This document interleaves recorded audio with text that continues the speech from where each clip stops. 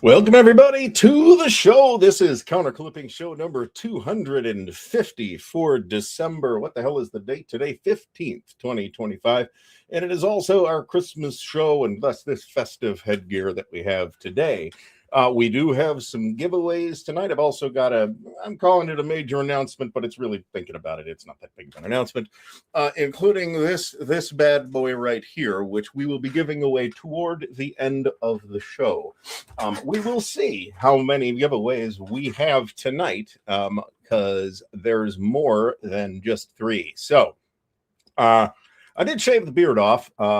And I can't grow a Santa-worthy beard anyway. So I would like to thank everybody for stopping out tonight for this festive occasion here at the Counter Clipping Show at Ardwulf's Lair headquarters. We are clipping, still clipping Kingdom of Heaven. We are drinking in celebration one of my personal favorites, Lecheg.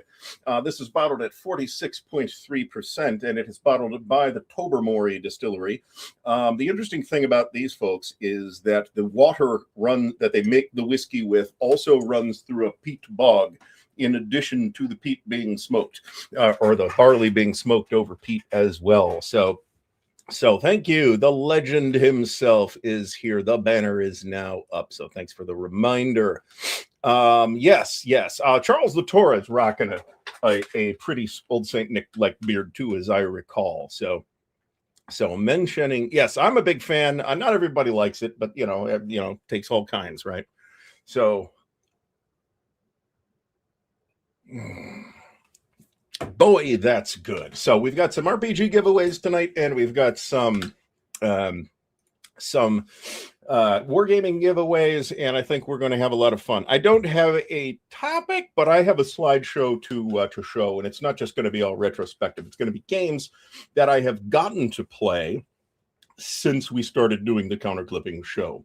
So before we get started, let me remind everybody, please do thumbs up the video. Please do subscribe to the channel if you're not doing so already. Super chats and super stickers are on. They are a great way to get your comment highlighted so I don't miss it, and a good way to support the channel as well. We are also it's time to thank the patrons of Ardwulf's Lair, without whom we would not be able to keep doing this, as well. It's been a long day. As well as our good friends at Noble Knight Games, thanks to whom this was possible. So, and 2 of the other giveaways as well, and I'll talk about the individual giveaways as they come up. It's mostly all different stuff. Let me put it that way. So, it is not. I have never yet used PowerPoint in a video. I probably should. It would probably make it easier for me for doing certain kinds of videos, but I never have actually done that. I have started making PowerPoint presentations for videos that never got made, which is a completely different thing. And once again, my 2.5mm clipper seems to require a cleanup or a sharpening or something like that. I am not sure. So we might have a huge number of people here tonight. There's 155 people here already. But I would like to thank everybody for coming out, and I apologize because I can't read the roll call anymore because it now sucks. So Vicky, thanks for stopping by. The legend himself, Fucko, is here as previously mentioned. I also see Danny Seckery, Brian Gash, Michael Karlowski, Alistair Logie, Meandering Mike of Meandering's Mike, the Meandering Mike's Man Cave. I got the email, Mike. Thank you very much. Drew from lovely Central Ohio, where I believe the weather is just as ass as it was up here. Thomas Blessing, thanks so much. And here is Mr. Charles Latour as well. Ken X or Ken 10. Christoph de Klerk is here. John Haas is here. John, good to see you. David Zell's here. A whole bunch of other people. Mr. Darren Leveloff, thanks everybody, and happy Hanukkah too, or whatever holidays they are that you celebrate at this time of year. I wish them to be pleasant and calm and peaceful and festive, and hopefully they will include many excellent libations, which my Christmas celebration certainly does. I love this stuff. You can't get it in Ohio. I bought this stuff on the Noble Knight trip that we took last November-ish. So yeah, we got like 8 or 9 inches actually, like yesterday, and that's on top of whatever else we had. And last time I was outside, it was like 16. So the weather is not great, but it's winter, and we got a white Christmas. Thank you very much. I missed the quad, but or the quad fest, but I did supply one of the quads, so I get to wear the shirt. And big shout out to Brant, who's not going to join us tonight. for the fine shirt. And that's good for all of you because he cannot win the prizes. So, all right, Dale Brady, thanks so much for the congratulations and the support. It is much appreciated. Last hockey game was 0 Fahrenheit into our last. I tried changing my phone weather app to Celsius, and I immediately couldn't figure out what the weather was. So I stopped that. Akron weather is indeed crap. We are in the snow belt, but we're in the secondary snow belt, so we don't get nailed as bad as like Eastlake and Menor do. But we've gotten most of the shopping done. This sounds good. I would drink that. Where are you? The Sahara?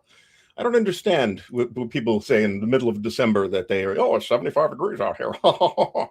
Anyway, Ecuador, perhaps. Anyway, so we got a bunch of stuff to go through. So here's let me get started with the announcement, and then I think that I will jump straight to the first of several giveaways, and I'm going to be spacing things out, and then we'll space them out throughout the course of the show. We will be going a full 2 hours tonight, and maybe even a little bit longer. Who knows?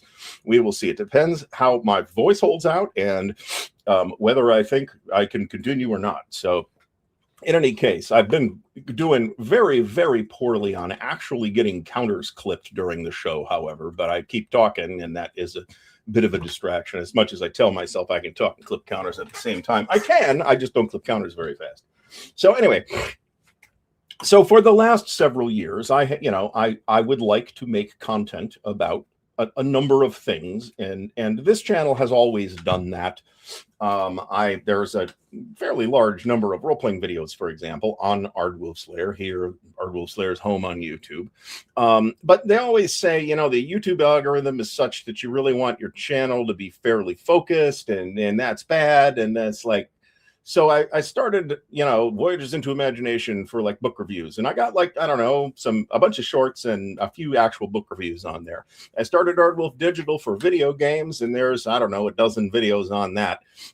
Probably no shorts. I've started RPG Digest, which I never did any content on, even though I built a Discord server for it. If anybody needs a invite to either the Ardwulf's Lair Discord server, which remains focused on war games, or the RPG Digest Discord server, please send me an email, because I don't have those links ready. The email is in the ticker at the bottom of the screen. So after really some months of kind of thinking about it and really feeling kind of hemmed in by that imaginary or not restriction, I have decided, hold on, let me find my manifesto. Right. Manifesto. Yeah, fuck it. That's what I said.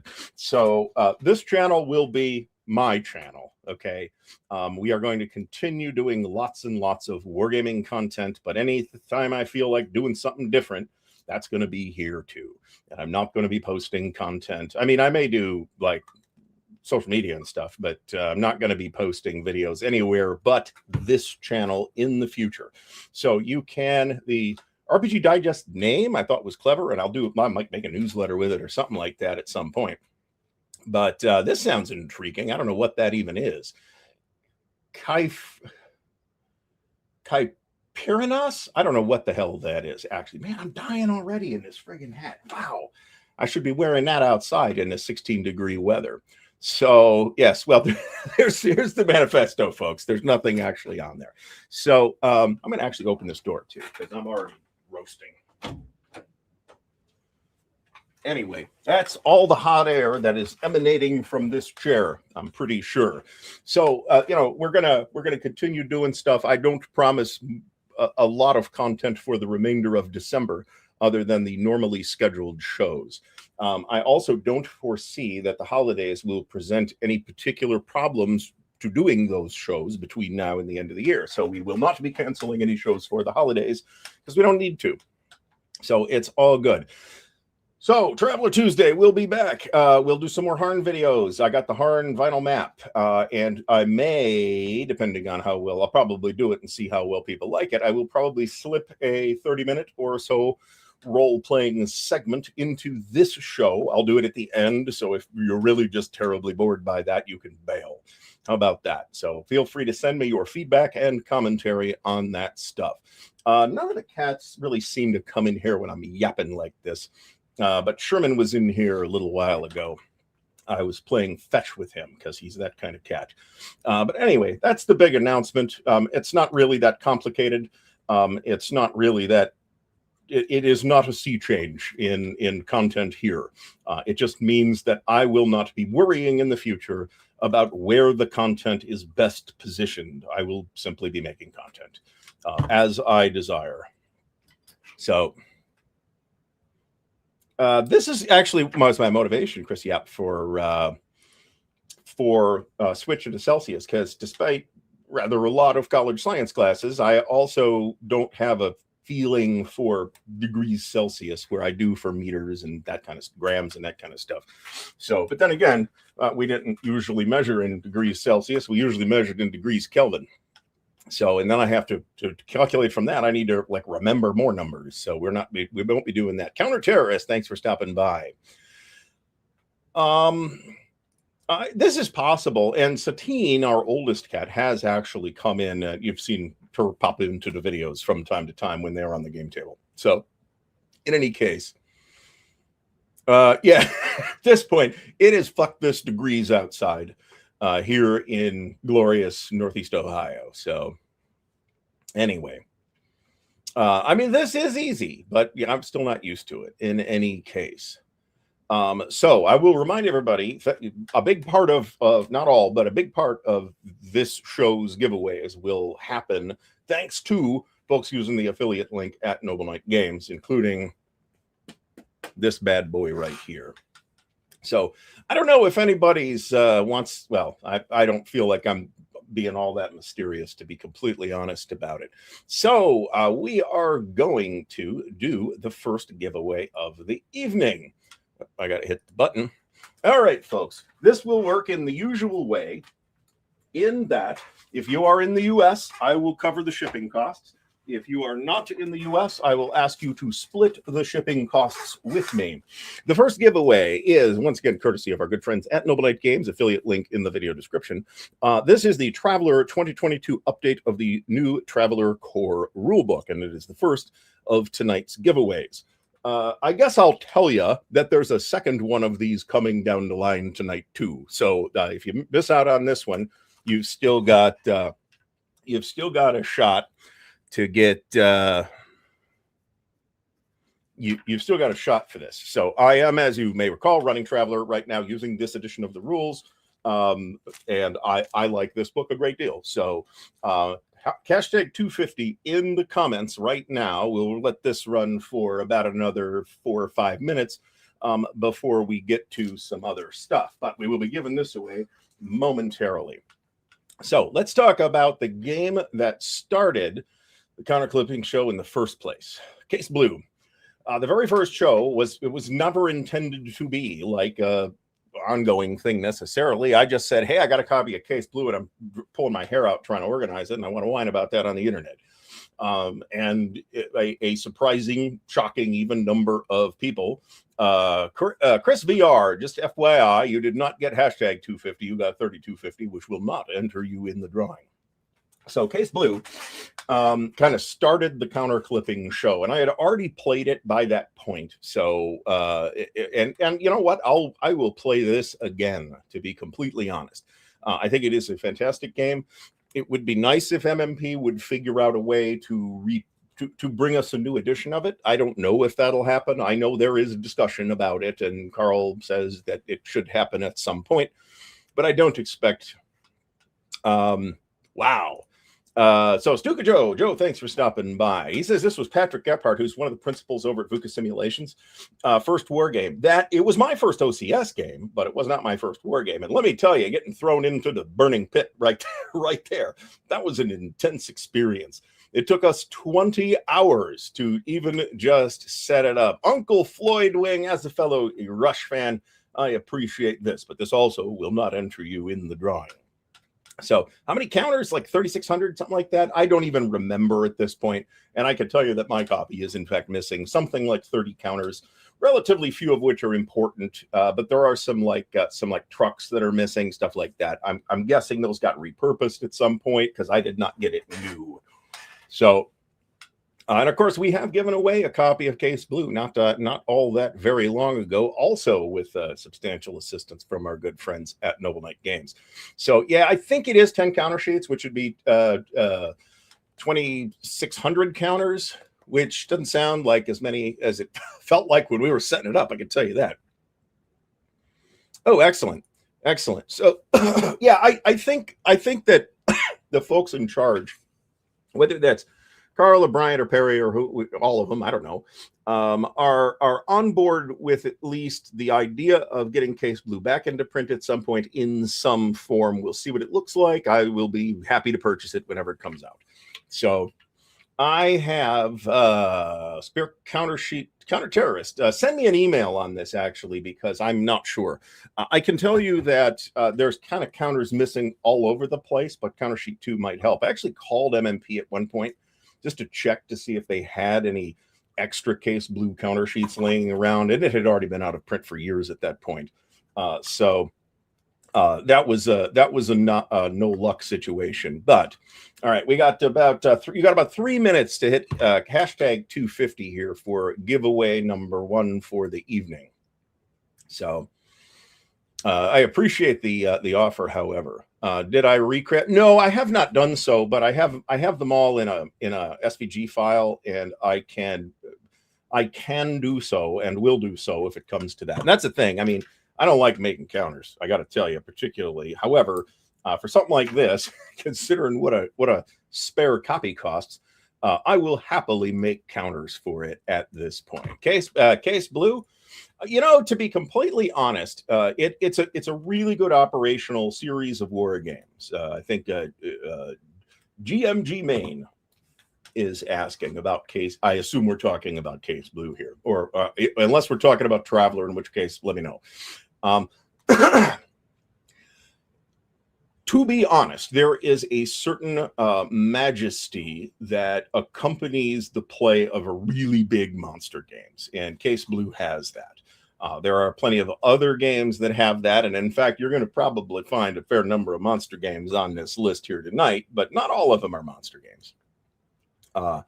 So yeah, well, that's because I don't check these, Bill, very often at all. So 250 giveaways. Whoa. I can promise that there will be at least 250 USD in giveaways tonight, and this comes pretty close to it by that standard. So we already need some water here. So if you are new to war games, by the way, Patrick Gephardt's example aside, I would not recommend this one. It is an enormous amount of stuff to deal with, to be honest. So we will not be giving away Case Blue. We are giving away, the current giveaway is the Traveler 2022 Update Core Rulebook, still in the Noble Knight shipping bag to protect it.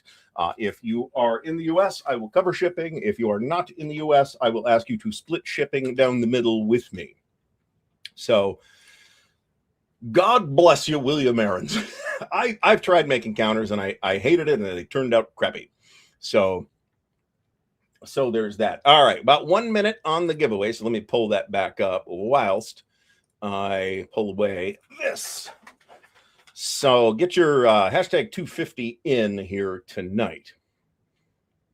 I'm not using Arch. At some point maybe I will, but I have no particular intention to do that.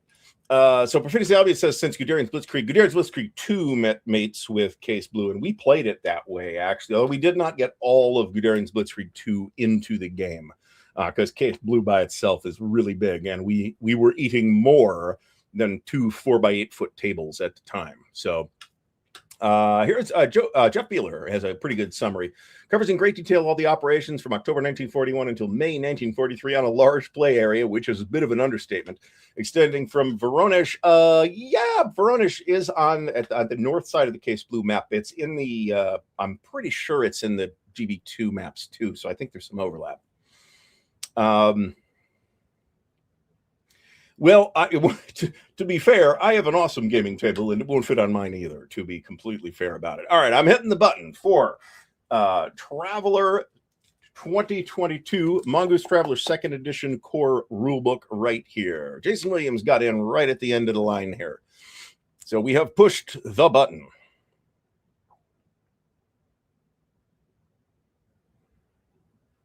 Jeff Anderson is, in fact, the winner.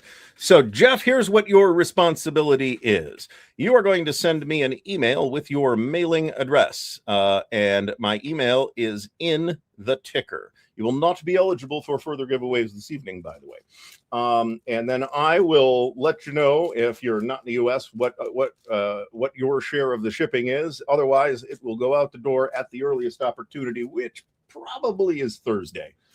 To be completely honest.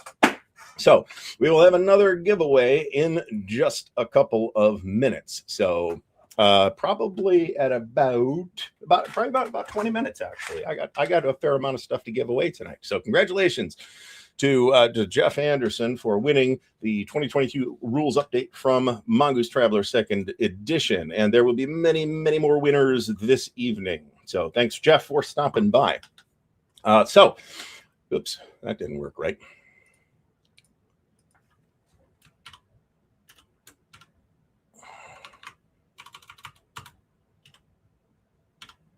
All right, we got another one. Another one is now queued up, so we are good to go. So game number 2 that I have gotten to play, and in fact, this is true of the entire series. I think I actually had played Battle Above the Clouds before I started the Counter Clipping Show, but I know I still had a channel at that point because I was pimping it on Google Plus at the time.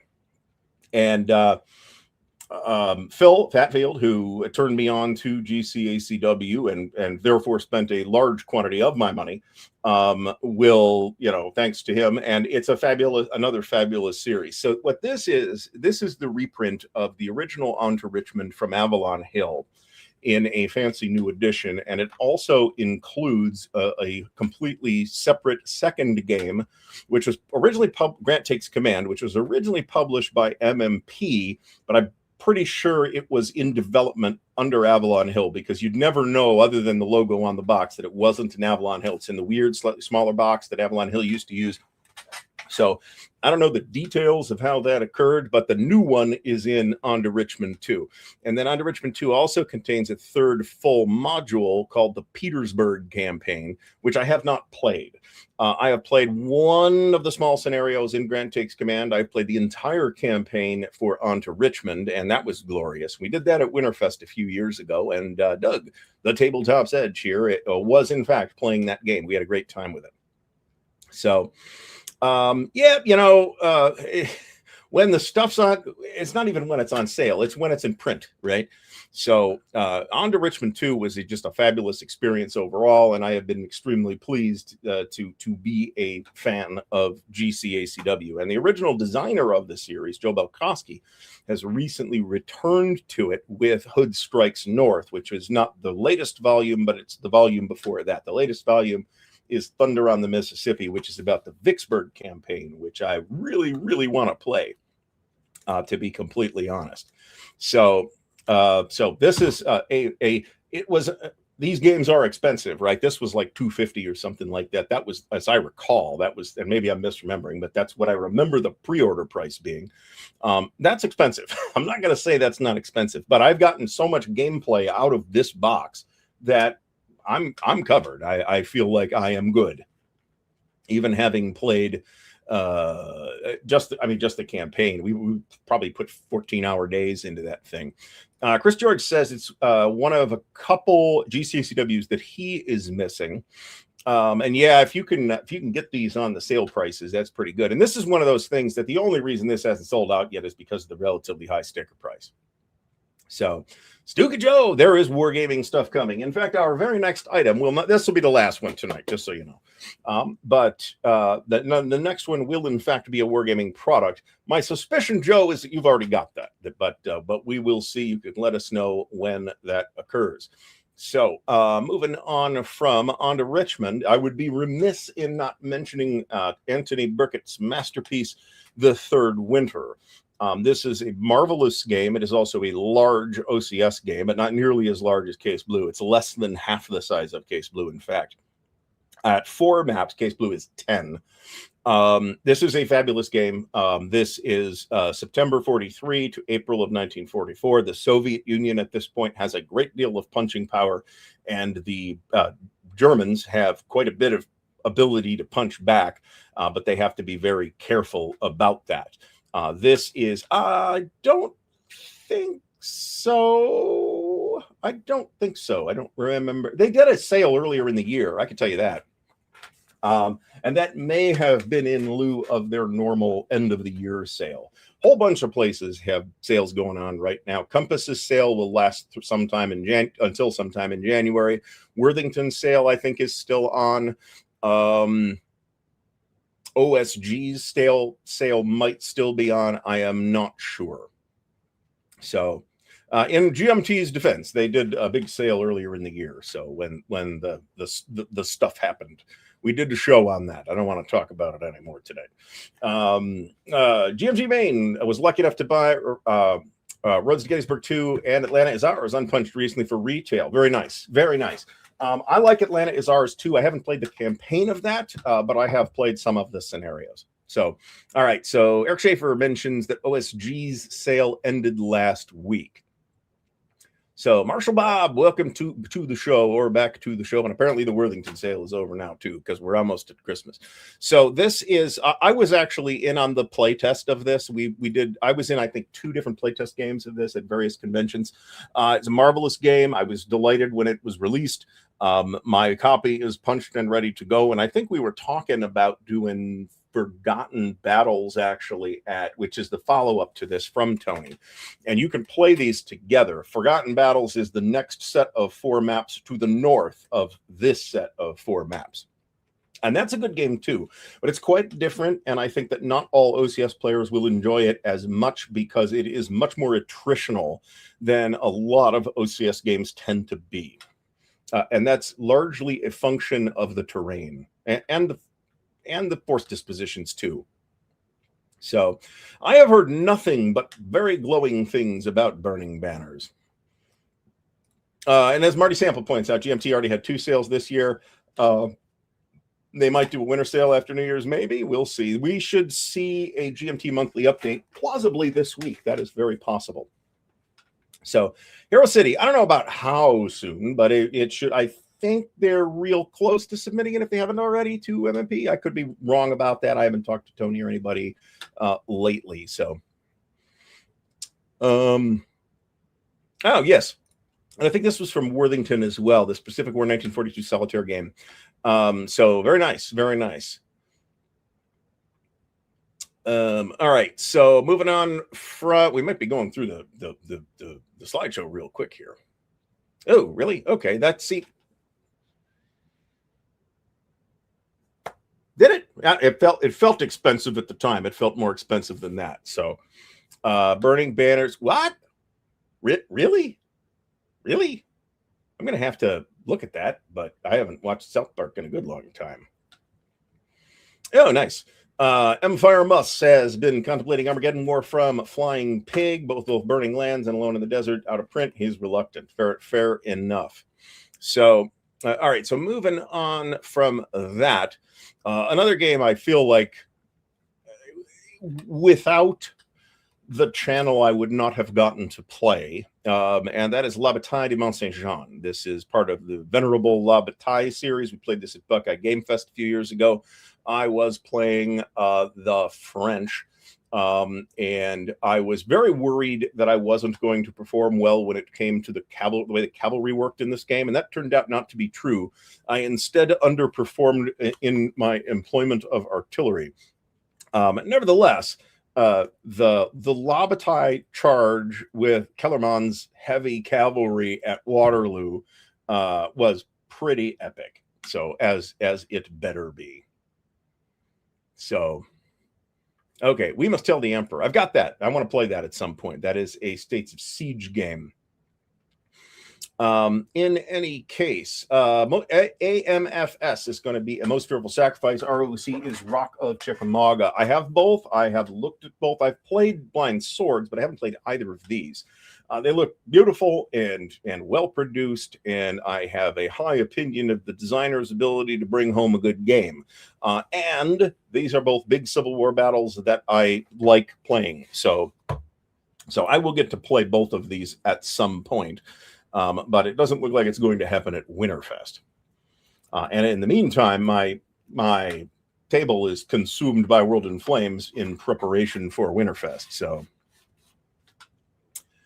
I have not yet picked up, Eric Schaefer, the new Labatai Ilau from Clash of Arms. I do probably need to acquire it.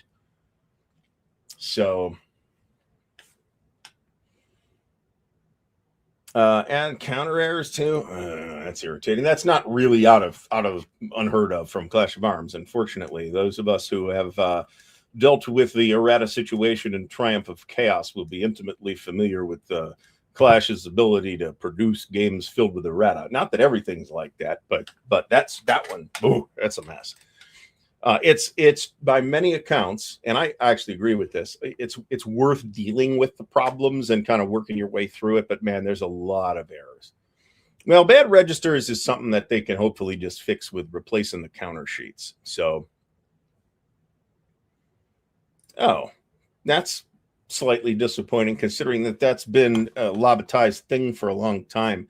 Is some of the markers have French names, for example. It's kind of a nice little affectation that the game system has continued to have. So, well, we are playing it at Winterfest in late January. So I've been trying to get this thing going. I mentioned this and talked about it at length already, so I'm not going to belabor the point, but I've been trying to get this thing rolling for a long time now. And I'm delighted that it is, in fact, poised to occur at this coming year's Winterfest. So that's good. That's good. I mean, hey, I dealt very coolly with the errata counter situation in the Battle for Normandy. I'm like, it's a mess. GMT will fix it though, and they did. So is there anybody out there who has not yet received their replacement counters for the Battle for Normandy who has ordered them? Kit X is asking about Fatal Alliances. In fact, yes, I haven't played a lot of it. It's basically Final Edition with but World War I. And I actually think it's a really strong game. If you've watched Callendale's quite old now videos on World in Flames, I think he put forth the opinion that it felt more like a World War I game than a World War II game to me. There are certain specific mechanics in World in Flames that solve that problem, and I'm not sure if Enrico used those mechanics or not. They are optional in the collector's edition, but I'm talking about offensive points here.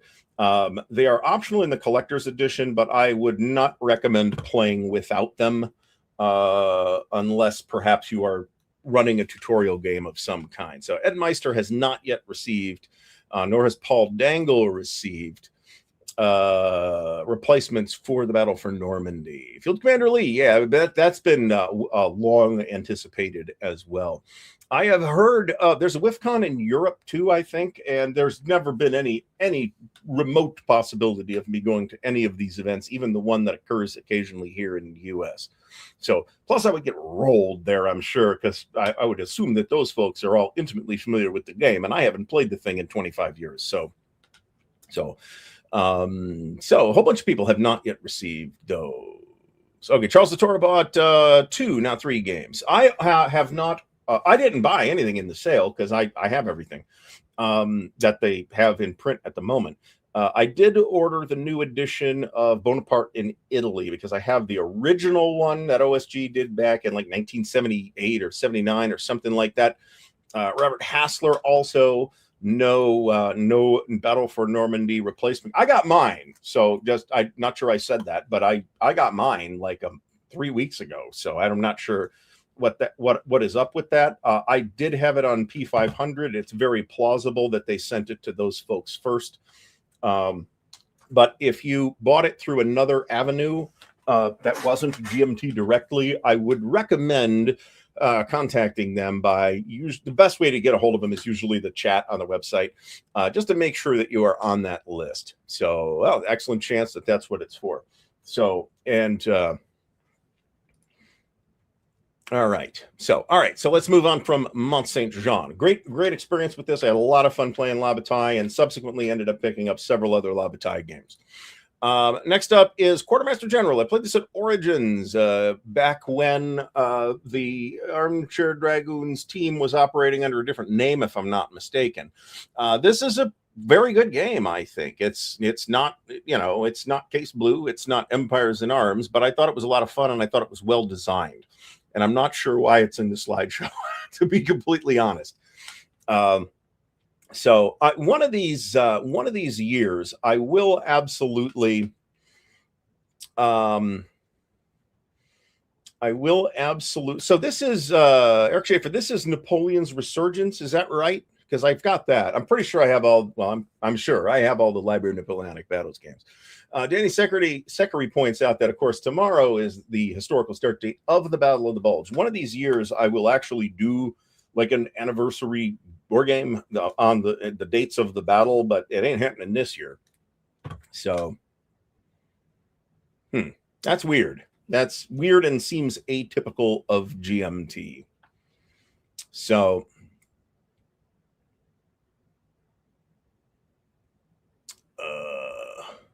okay. So Marshall Bob is asking, he has the 2 original Last Success in the Coming Storm. Is there anything new in the new issues?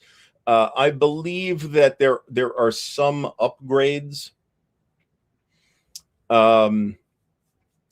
in both games, but as Counter Terrorist points out, I think the Coming Storm is upgraded a little more because that is the older of the 2 games by a number of years, as I recall. Christoph de Klerk, the topic is first of all, games I have played since commencing the Counter Clipping show. So this is in part a little bit of a retrospective.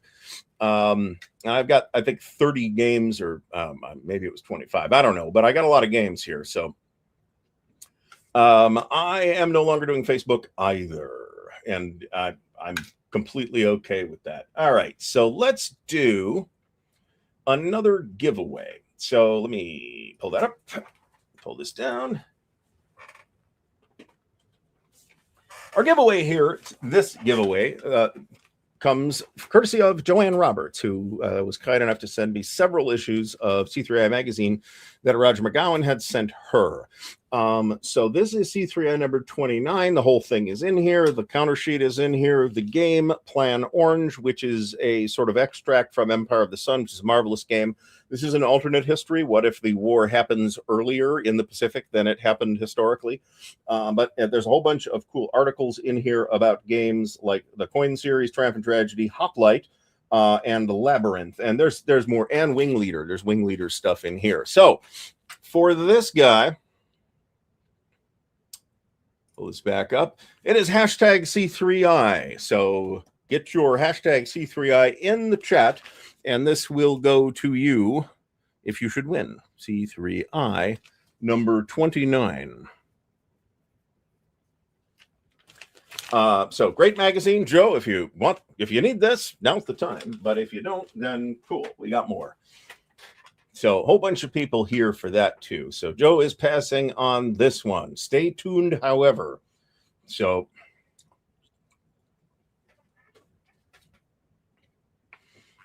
all right, let's check the chat. All right, and as Danny points out, don't forget to hit the like button, folks. We got 229 people here, and I don't know how many likes there are, but it's probably not 229. So thank you for those of you who already did. And thanks to everybody who keeps using the affiliate link, too, for Noble Knight, which is, again, how the Traveler books and the big boy over here managed to get given away this Christmas time. Merry holidays to whoever is the winner. We got 61 entries already, 62 now for C3I number 29.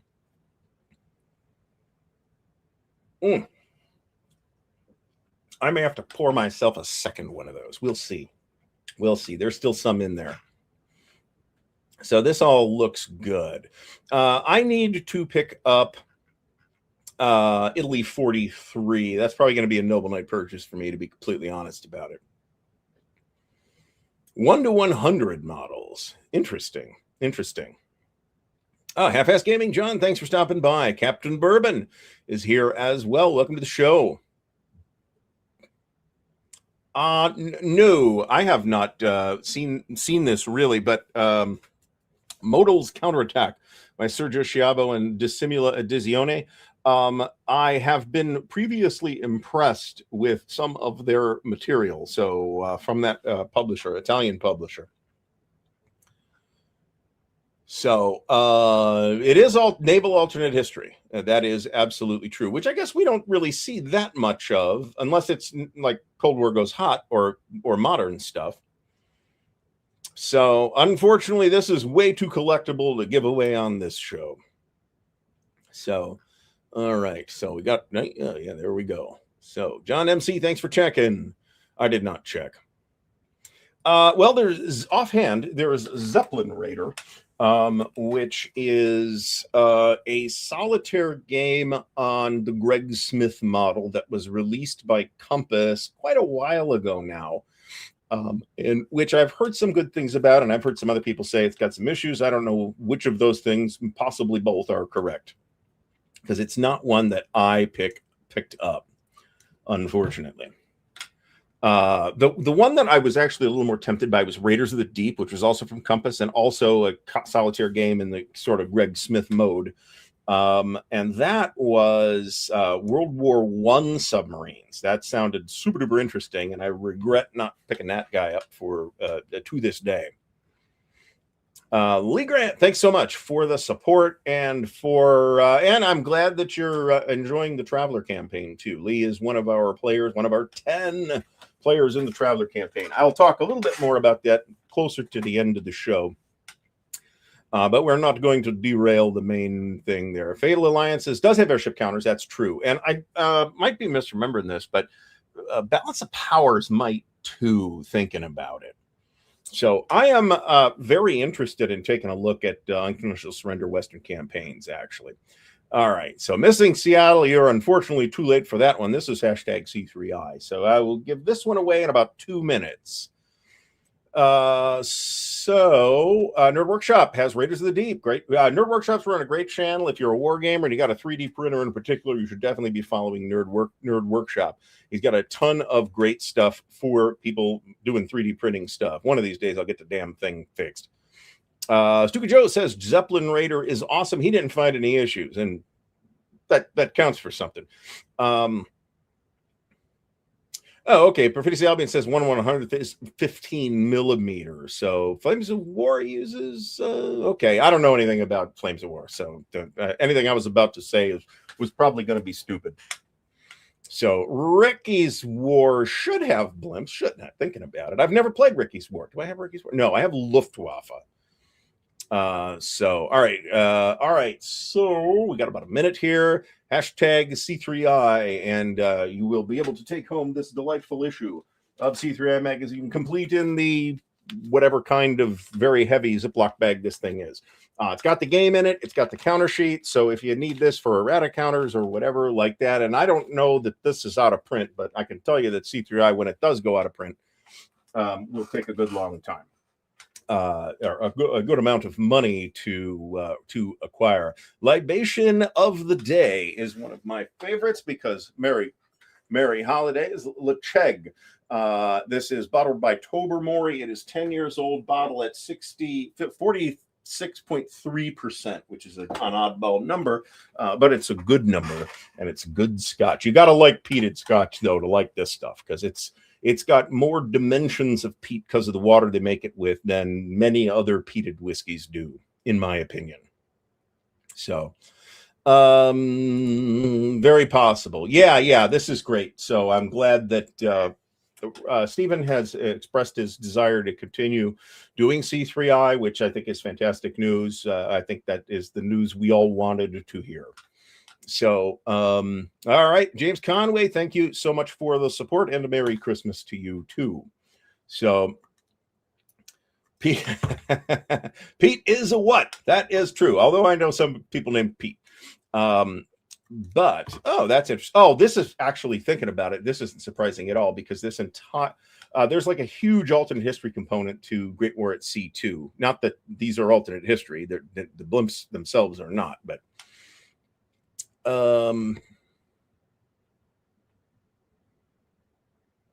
there is a single errata counter, the Congo, for Plan Orange. You can buy the partial counter sheet for $3 from RBM Studios.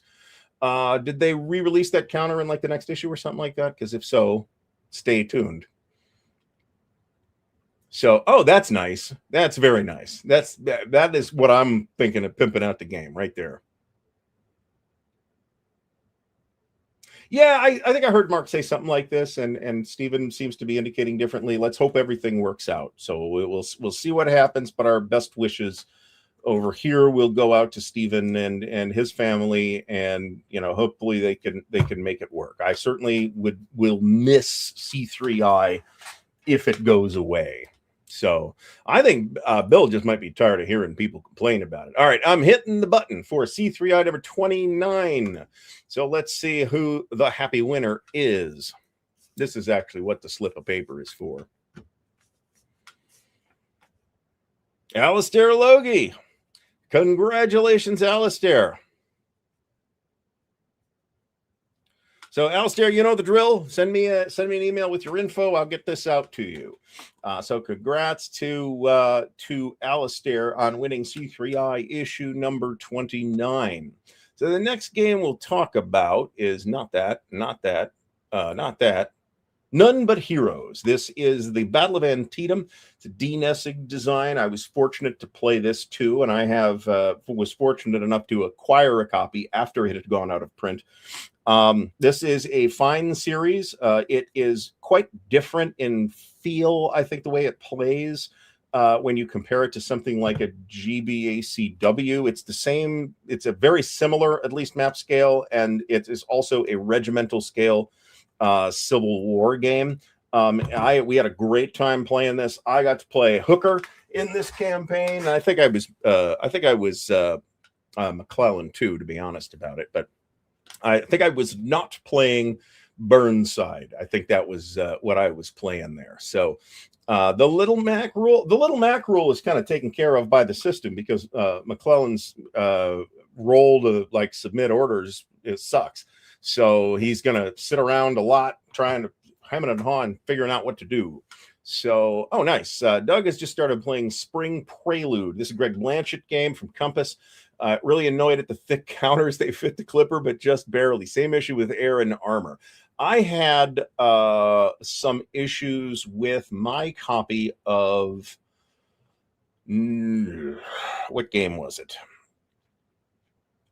Joe Belkowski's Korean War with this, where it was like they were like in the middle of changing printers to do the counters or something like that, and some people got these really super thick counters that were mounted incredibly sturdily into the sheets, and the registration was trash, and I ended up with replacement sheets from that. And for that matter, my copy of Russia Besieged has super duper thick counters as well.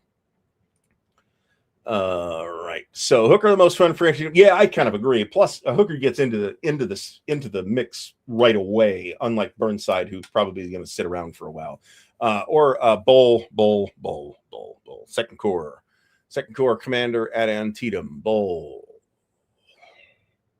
Can't remember the guy's last name at the moment, so somebody will know. Yes, I did. In fact, I sent John a copy, third winner. He sent me his copy of None But Heroes, and I was 100% thrilled with that. So, Bull Sumner, thank you, Stacking Limit, for bailing me out of that embarrassing situation. Korea was one of the games in question. So this is a terrific series. I really like the fluidity with which it plays. One thing that I will note, however, and I'm not really going to be able to illustrate this particularly well from this image, but there's a very large number of different elevation levels in line of battle, and I think that's ironic and a little bit strange, because Dean also says about the line of sight rules, look, just learn the rules and then just make decisions in play without necessarily counting absolutely everything out, which is great advice. Because once you know how it works, you'll be able to have a sense of whether you can see those guys or not, right? All right, so some more games to look forward to in 2026. Three Dog Deluxe, by the way, and a little bit of news, has been sent to the printer. So I think there's a very good chance that we are going to see, well, we should see that probably in late Q1 would be my guess. But we should also see the Wilderness game from No Turning Back from MMP and the Line of Battle series. And Carl Fung is heading up that particular project at this point. Michael Pratt used to play the Civil War Brigade series and had a good collection, but he had to sell it during a divorce. Unfortunate. Want to start back up with it or an equivalent system. The problem with None But Heroes at this point is that it's really friggin' expensive on the secondary market. Let's take a look at what BGG Marketplace wants for it right now. Well, nothing. This $265 price for a $379 for shrink wrapped. But there's an unpunched VG near mint for $265, which is a pretty good price for nowadays, to be completely honest. VG. So the way that the conditions seem to work for Noble Knight is the first one is the box condition or container or whatever it is, and the innards is the second one. So I would never have any hesitation at buying a VG Plus / NM item from Noble Knight, for the record. So, and I've certainly gotten shrink, not necessarily from Noble Knight, but I've certainly gotten shrink wrap stuff that's like got corners caved in and stuff. So Al Smith Stepping into Hell. That is the next one for GBACW. No Turning Back is at the printer, says Paul Dangle. Outstanding. Valsamad under construction. Excellent. And Army of the Potomac. So there's a whole bunch of cool Civil War stuff coming out at this point. Stigler hates this too. And I just found that I got used to it and I was fine with it at that point.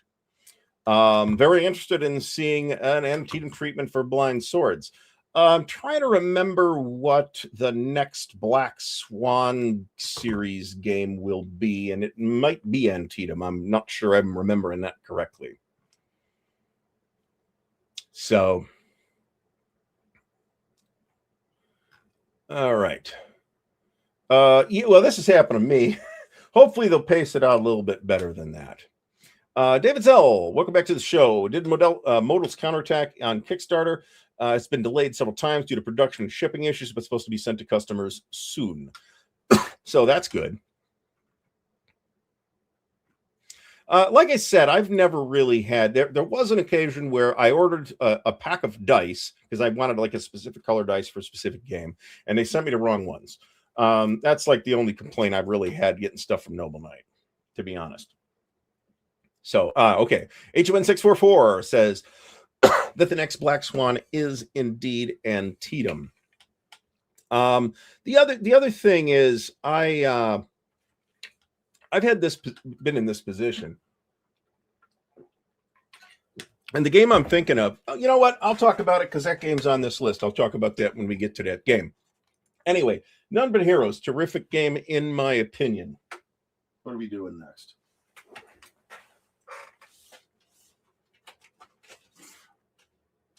All right. That's what we're doing next. All right. Let me pull this down for a moment and fix it.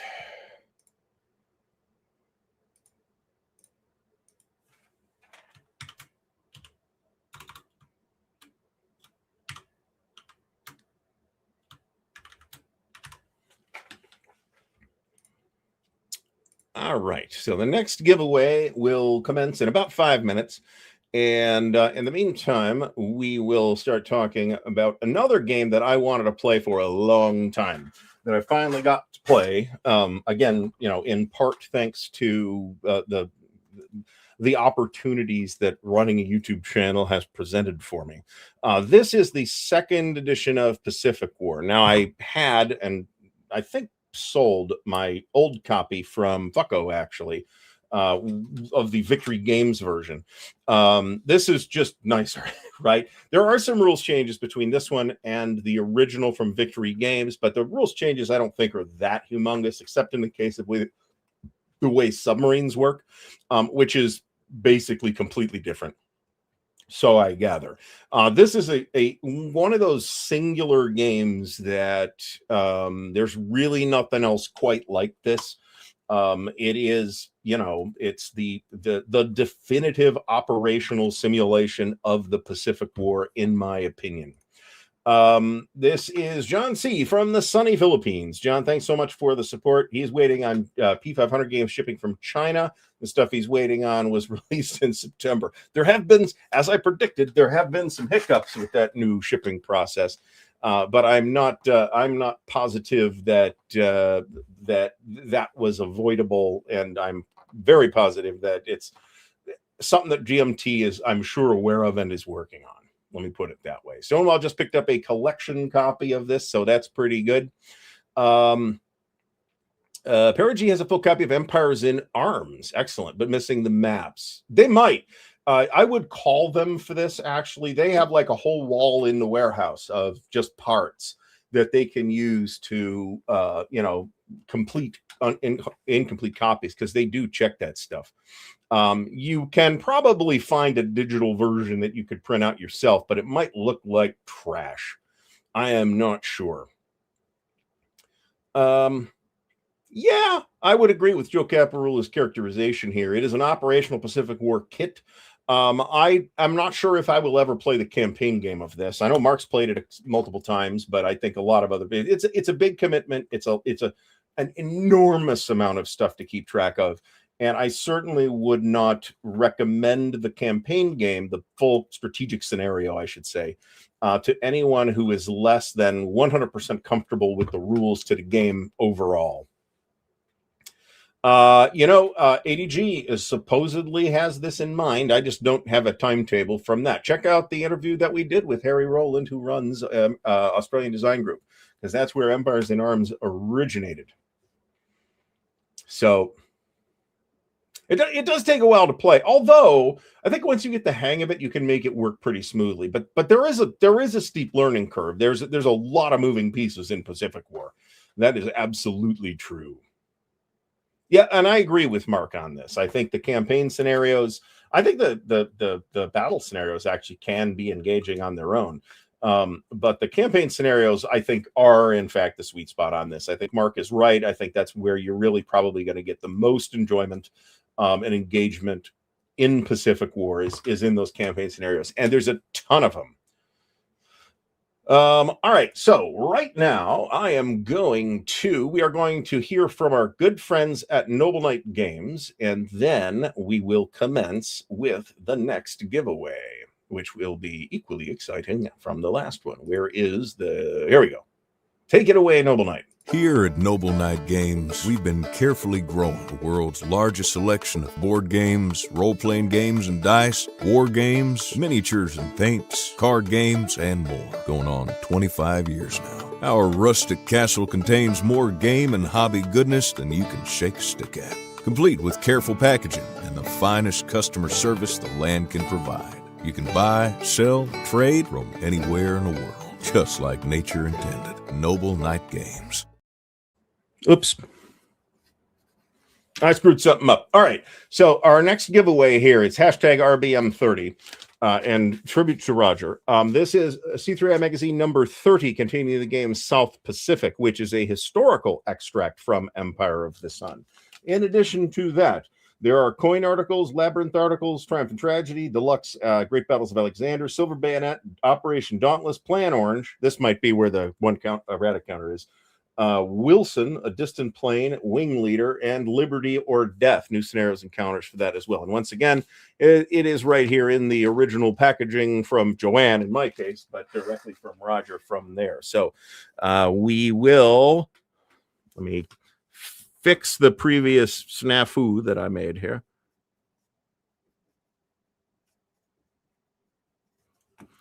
because I wrote these down and then put Alistair's name on the wrong one. So hashtag RBM30 for C3I issue number 30. I didn't check to see if any of these are out of print or not yet, but it wouldn't shock me if they are. So very good. Very good. Whoever wins should give the counter to the last fellow who won. So that's actually a really good idea, to be completely honest about it. So, and Joe needs this one. Outstanding. So I'm happy to fill gaps in Joe's collection should he win. So this one, big money? Well, maybe. So South Pacific, which I haven't played by itself, actually. Let's skip ahead, actually. Oh, asswipe. Hold on a second here. All right. So giveaway, hashtag RBM30. And then let's go. Now I lost it. Here we go. Empire of the Sun. So there's it says it integrates with Burma, the Forgotten War. So let's just look up South Pacific here. For those who feel like Pacific War is just too much, what I would point to them to is Empire of the Sun. It doesn't look like this is going for a spectacularly scandalous amount of money, unless this is just the game and not the magazine, which is not impossible. So, oh, nice. I recommend it's a singular experience, right? It's another one of those things that not everybody is going to dig, but it is a singular experience that I think any wargamer will find fascinating and illuminating, regardless of whether they like the game or not. So, but Wolfdog has been sinking Noble Knight store credit into Pacific War games. So yeah, I mean, highly recommended, this guy anyway. I've got quite a few, but some of them are like strategic little games that go with a Europe game too, like PTO and ETO. And I kind of don't want to count those for some reason, which may or may not be actually justified. So, by the way, if anybody would like to help support the channel, there is a Noble Knight affiliate link down in the video description, which is part of the reason why we have all this stuff to give away tonight. So, is use of the funds created by use of the affiliate link. Nerd Workshop was the loser who played Mark at SD HistCon. He played 4 of us and still had time to teach the game. Mark is great. Yes, I have seen him do this while simultaneously playing a completely different game at the next table over. So it's very, very difficult to, I would find it impossible to do that, to be completely honest. So, and for those who feel like, Empire of the Sun is just too challenging, it's not as hard as you think it is. And I would say that starting with South Pacific is a very good way to approach Empire of the Sun. I think it's a little more illuminating in this respect than the Burma game is, just because of the topic, because you get to see a little more naval action. But these games are all worthwhile. So, Michael Pratt, you know what? I have no idea. It might. I don't know. Give it a shot. See what happens. No idea. Empire Must, send me an email. My email address is in the ticker at the bottom of the screen, ardwulfslayer@gmail.com, and I will provide you with a Discord link. Specify, if you don't mind, whether you would like the wargaming server or the RPG server, though, or both. That's cool too. I can give you 2 links. So I don't know. I don't really think that. Well, yes, I have no doubt that this was, in fact, an inspiration for Mark doing this. I just think that the average wargamer is not going to be capable of this. I certainly am not. So, all right, and we'll give away C3I 30 in about 6 minutes, I think. So I'm really happy with the way the Discord has gone. I have yet to have to. I mean, we've had, there's been a bit of contentiousness here and there, but not very much. And everybody has been cool. And I haven't had to talk to anybody or put them in the corner or anything like that. So Paragene9 says the worst supply rolls in wargaming are in Paths of Glory. The supply rolls in Paths of Glory are very harsh if you are driven out of supply. That said, It's a point-to-point game, so it's a little less easy to do that. I will also point out that at least the original version of Great War in Europe, also from the same designer, Ted Racer, also had very harsh supply rules. If you were cut off, bye, you lose the units. I'm not sure that was interesting. But Missing Seattle says that Empire of the Sun is one of the best in show war games ever done. Mark is a wargaming god. Well, I'm not arguing with any of this. I completely agree with all of this. I just wonder if it's kind of, because it feels like kind of the same supply rule. That said, I didn't play the reprint deluxe edition of Great War in Europe that GMT did. I played the original Command magazine version. So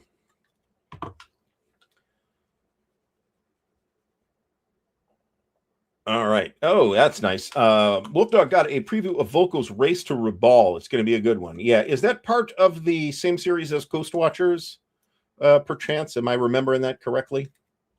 Mike Reed says, We the People, Washington's War is still his favorite. It's not my favorite. Let me put it that way. I do think Washington's War is a fascinating and quite strong game.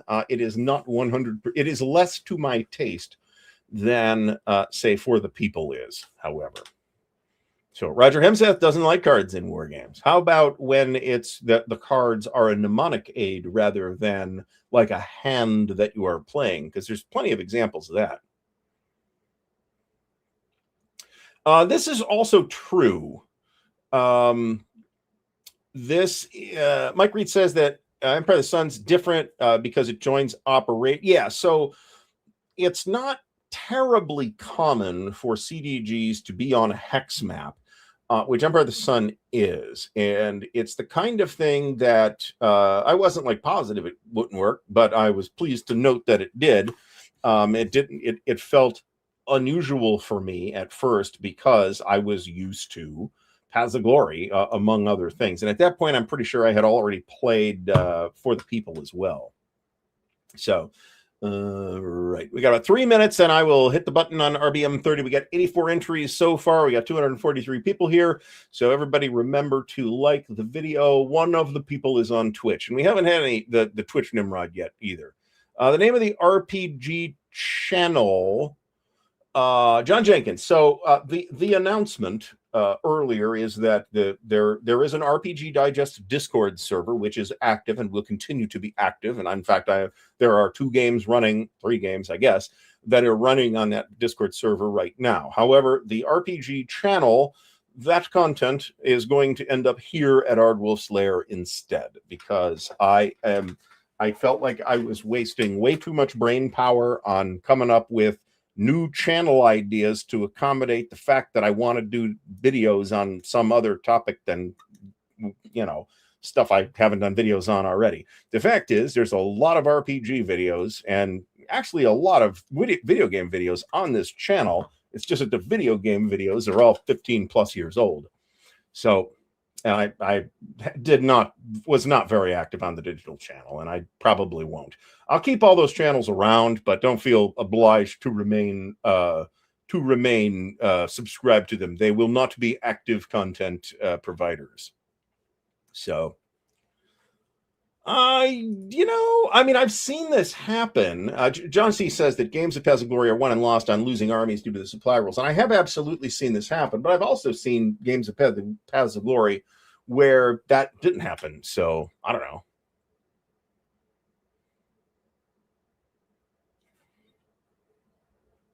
So, I have done, so I'll tell you what, Rommel's Asparagus. I'm going to say that I have a video called Traveler, What's It All About, or something like that. You should watch that. It'll give you a nice brief overview of Traveler and the history of Traveler. If you want to see like the in-depth current rules and walkthroughs of basically every rule in the book, you should look at Seth Skorkowski's channel. He has done an entire series of videos for that, and those are outstanding. This is true. Stalin's War from GMT is a... What's the other one that they did that's a CDG, that's a point-to-point CDG? That's the East Front. YouTube has been, I have been less than thrilled with YouTube of late. Let me put it that way. But, you know, I'm still here. So, and I still watch quite a bit of YouTube. I'm not sure if Ben Harsh is still active or not. He did a lot of really good content and did do some Paths of Glory stuff as well. So, Barbarossa to Berlin. Thank you, John. This is in fact the game I was thinking of. I think we are going to need more of this, actually. Yes, I've noticed this too, Bill. YouTube has gotten a lot more aggressive with ads lately, even more so in the past couple of weeks. Yes, absolutely. So, giving away Dan's toilet. Unfortunately, Dan did not provide me with his toilet. All right, I'm going to hit the button on, yeah, it's time. It's actually a minute over. On C3I issue number 30, featuring the game South Pacific. Molotov Cockatiel. Bill, you have won 30.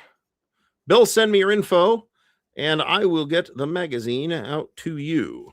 I did save the original shipping carton that this arrived in, because that's not it, to ship it out in as well. Mo from Mo's Game Table. Mo, thanks for stopping by. Yeah, that's what Dan lost in the divorce, was the toilet. So I've done this a little, not to the extent that Seth does, but I've done little jokey things in the past, but I haven't done that in a long time, and maybe I should do some more of that later.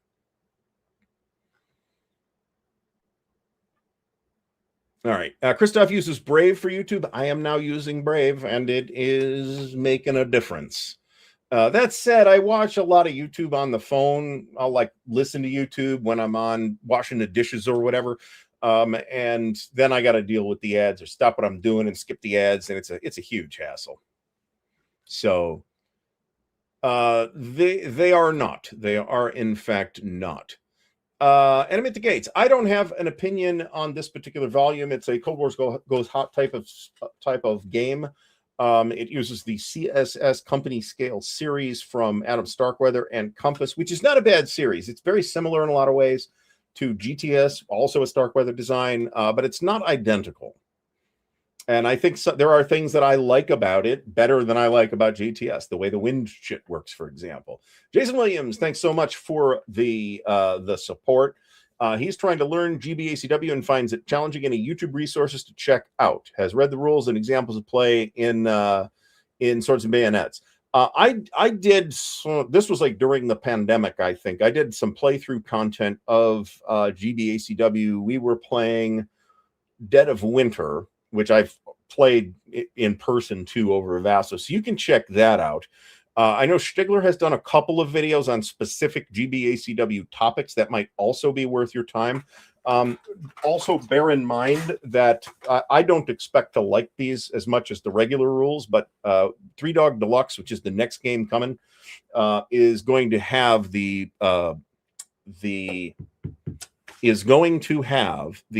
simple GBACW rules in it. So you might check that out.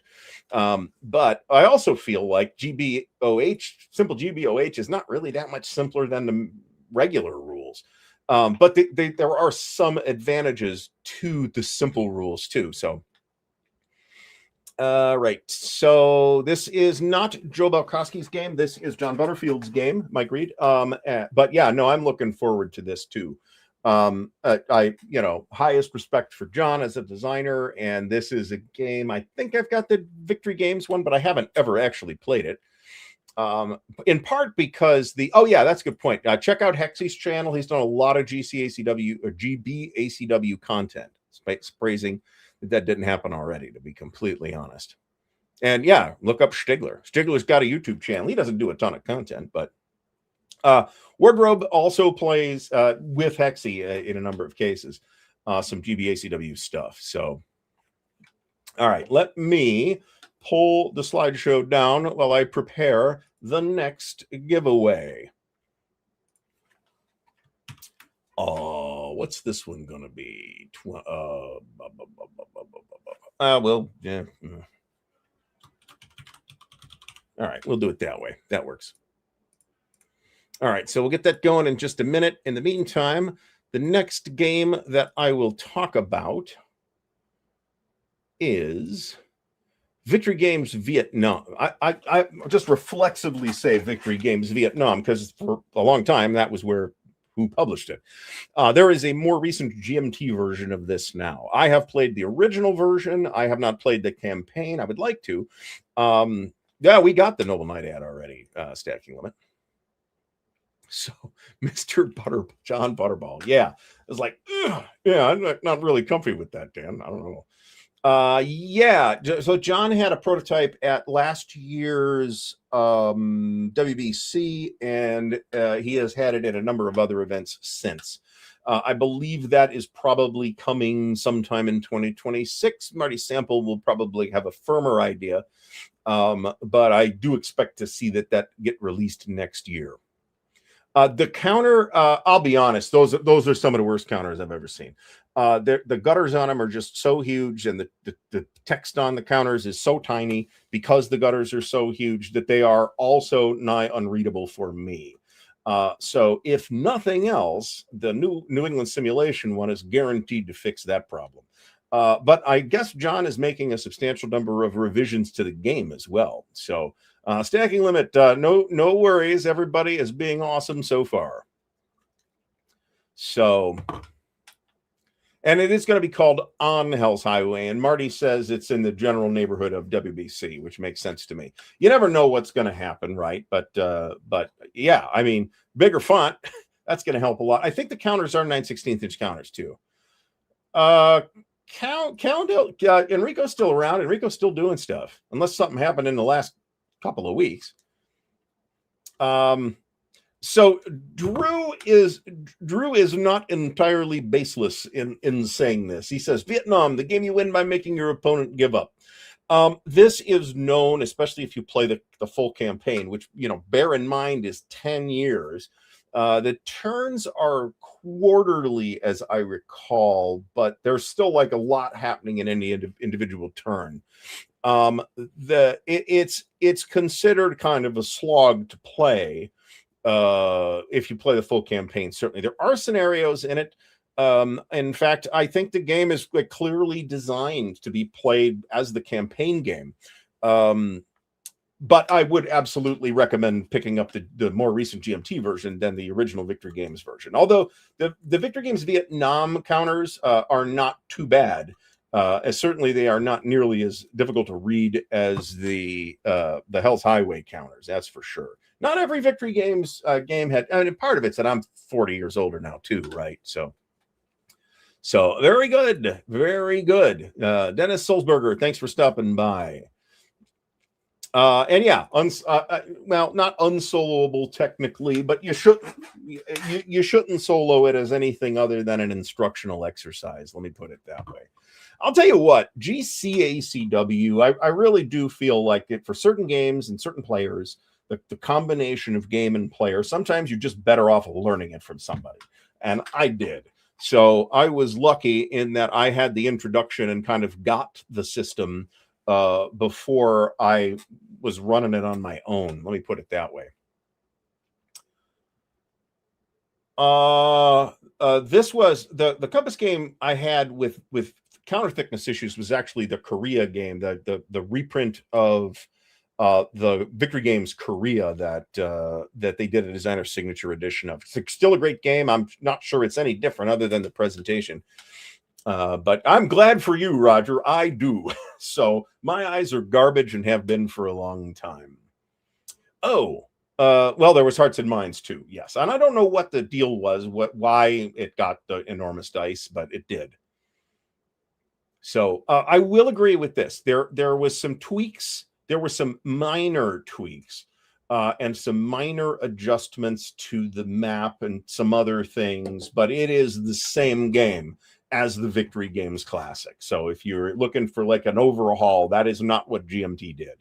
And Mitch Land was always crystal clear about this when day one, when they started talking about it, is that what it was going to be.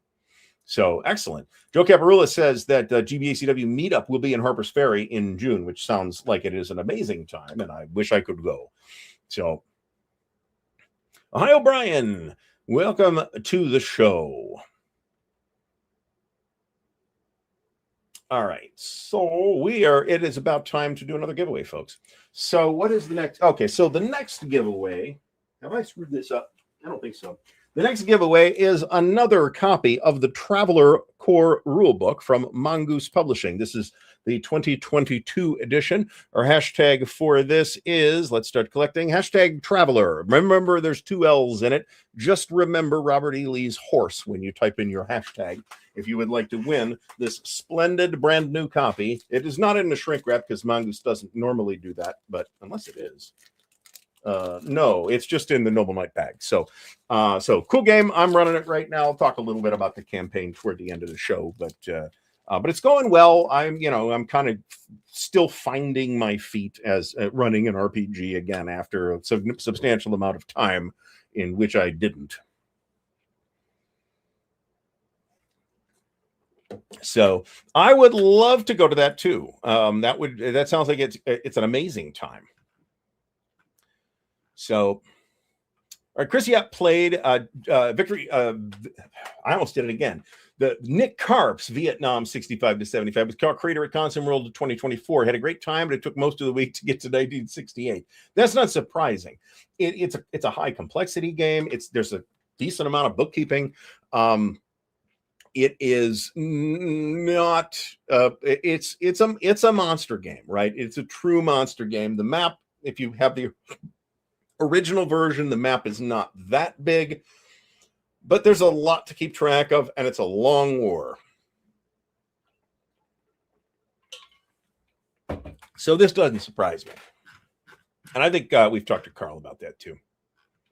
Joe says the GCACW meetups are fantastic. Yeah, I would think so. They do battlefield tours and everything. So that sounds awesome. So anyway, we got 60 entries, and this is the last of the Traveler stuff for this evening, by the way. There will, of course, be future giveaways, but I think we're going to do this one, and then we'll chat for a while, and then we'll get to the big man. As things go, which I believe will be exceptionally exciting for all. Is that my favorite Vietnam? Ooh, good question. I don't feel like I've played Joshua Monroe. Thanks for stopping by, first of all. I don't think I can say that, but I haven't played enough of it either. I've played a couple of the small scenarios. I don't think I can fairly judge it without having at least attempted to play the campaign game. My favorite Vietnam game at the moment is probably A Hot Dry Season, which should be coming from Snafu Store at some point. I've got some video on that with the designer. It languished at Legion War Games.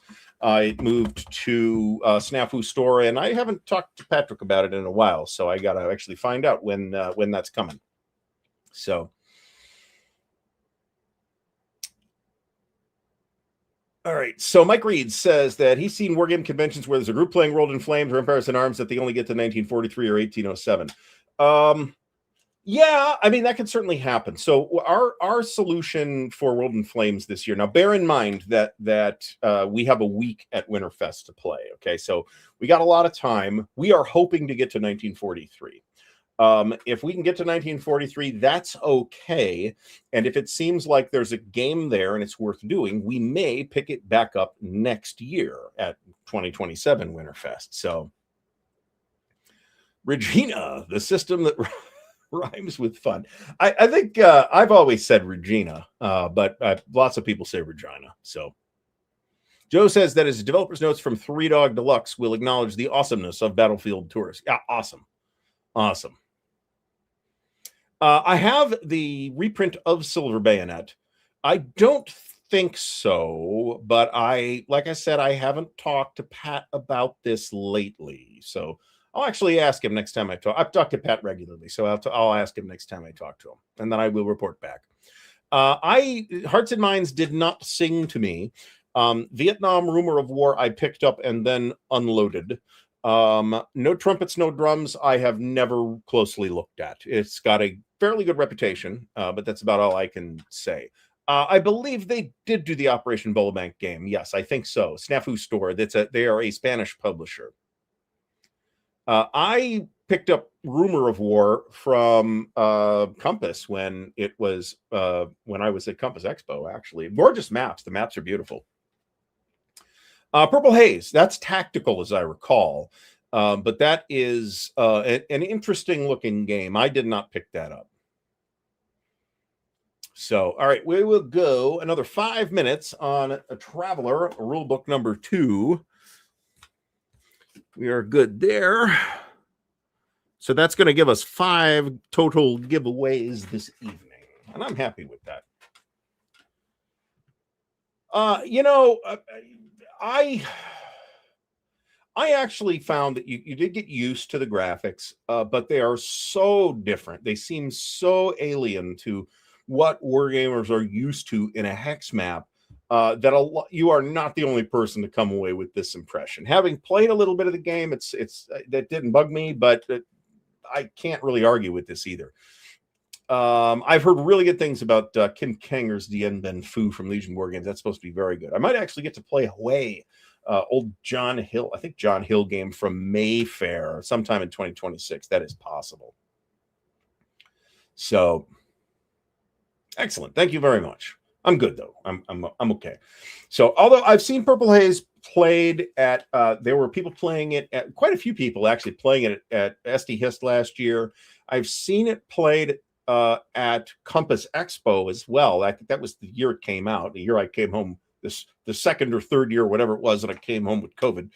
And I do like Fire in the Lake a lot. So if I had to pick right now today to pick a released Vietnam game, I would probably say Fire in the Lake. But that said, I think if I were to have played the Vietnam 65 to 75, that I would probably end up picking that instead. The Victory Games original, as you can see here, is 2 maps. And it's Vietnam, so it's a bit of a weird map layout. These are original game counters. These aren't bad at all. I could deal with these. The Hell's Highway counters, I couldn't deal with. But I would, again, I'd recommend going with the GMT version. It ought to be easier to get, if nothing else. For a while, I felt like the Nick Karp Vietnam Victory Games version was going for a tidy amount of money, but apparently that's not the case anymore. This guy, I don't know if this is still in print or not, but Board Game Bliss has it for $85, which it's a big game. You get a lot of stuff in it. Yeah, okay, so this is not going for crazy money, which is good. It's nice to see things when they're not. The Shelf of Shame. Hey, don't even talk about my Shelf of Shame. But I cheat when I tell people how many of my games, because I get asked this a lot. I cheat when I tell people, and I go by series. If I played the series, then I say I played the series, and by that metric, I'm doing okay. I'm at close to 50%. Games played versus games adorning a shelf somewhere. Yeah, I'm not a fan. But then again, my Victory Games by Nick Karp Vietnam, which is now the GMT one, is fully clipped with the Organ Laminations corner rounder. And I have now finished clipping all of the units for Kingdom of Heaven. So this is 100% true. Jeff Beeler points out that Vietnam is very complicated. I wouldn't use the word complicated. It's a difficult war to simulate using traditional wargame mechanics, which is why I said, as soon as I became aware of Coin, it's like, wow, why has nobody done this for Vietnam? And of course, that was probably already in the pipeline when I said that. So, all right. So we are going to hit the button for the second copy of the Traveler 2022 RPG Core Rulebook from Mongoose Publishing. So let's roll the dice and see who is the lucky winner here.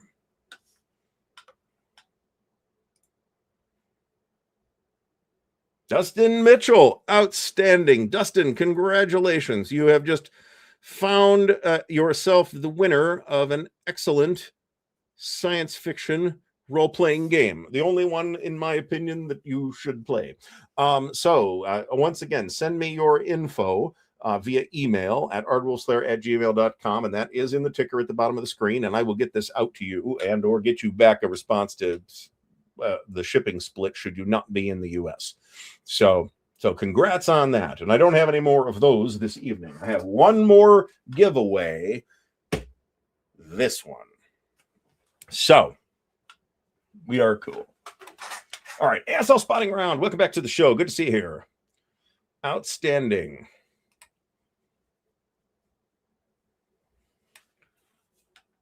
Let's see here. I'm trying to keep track of conversations, but honestly, there's too many people. The number watching is not a record, actually. I had about 450 at one point. I think that was an algorithm hiccup, to be completely honest. I think somebody's stream ended and their viewers got dumped into this show. And the number, I looked at the number and I'm like, holy crap. But that's at 250. That's awesome. So thanks everybody for coming out this evening. And to be fair, there's a bunch of giveaways too. So, all right. So let me pull this down once again and prepare the next giveaway.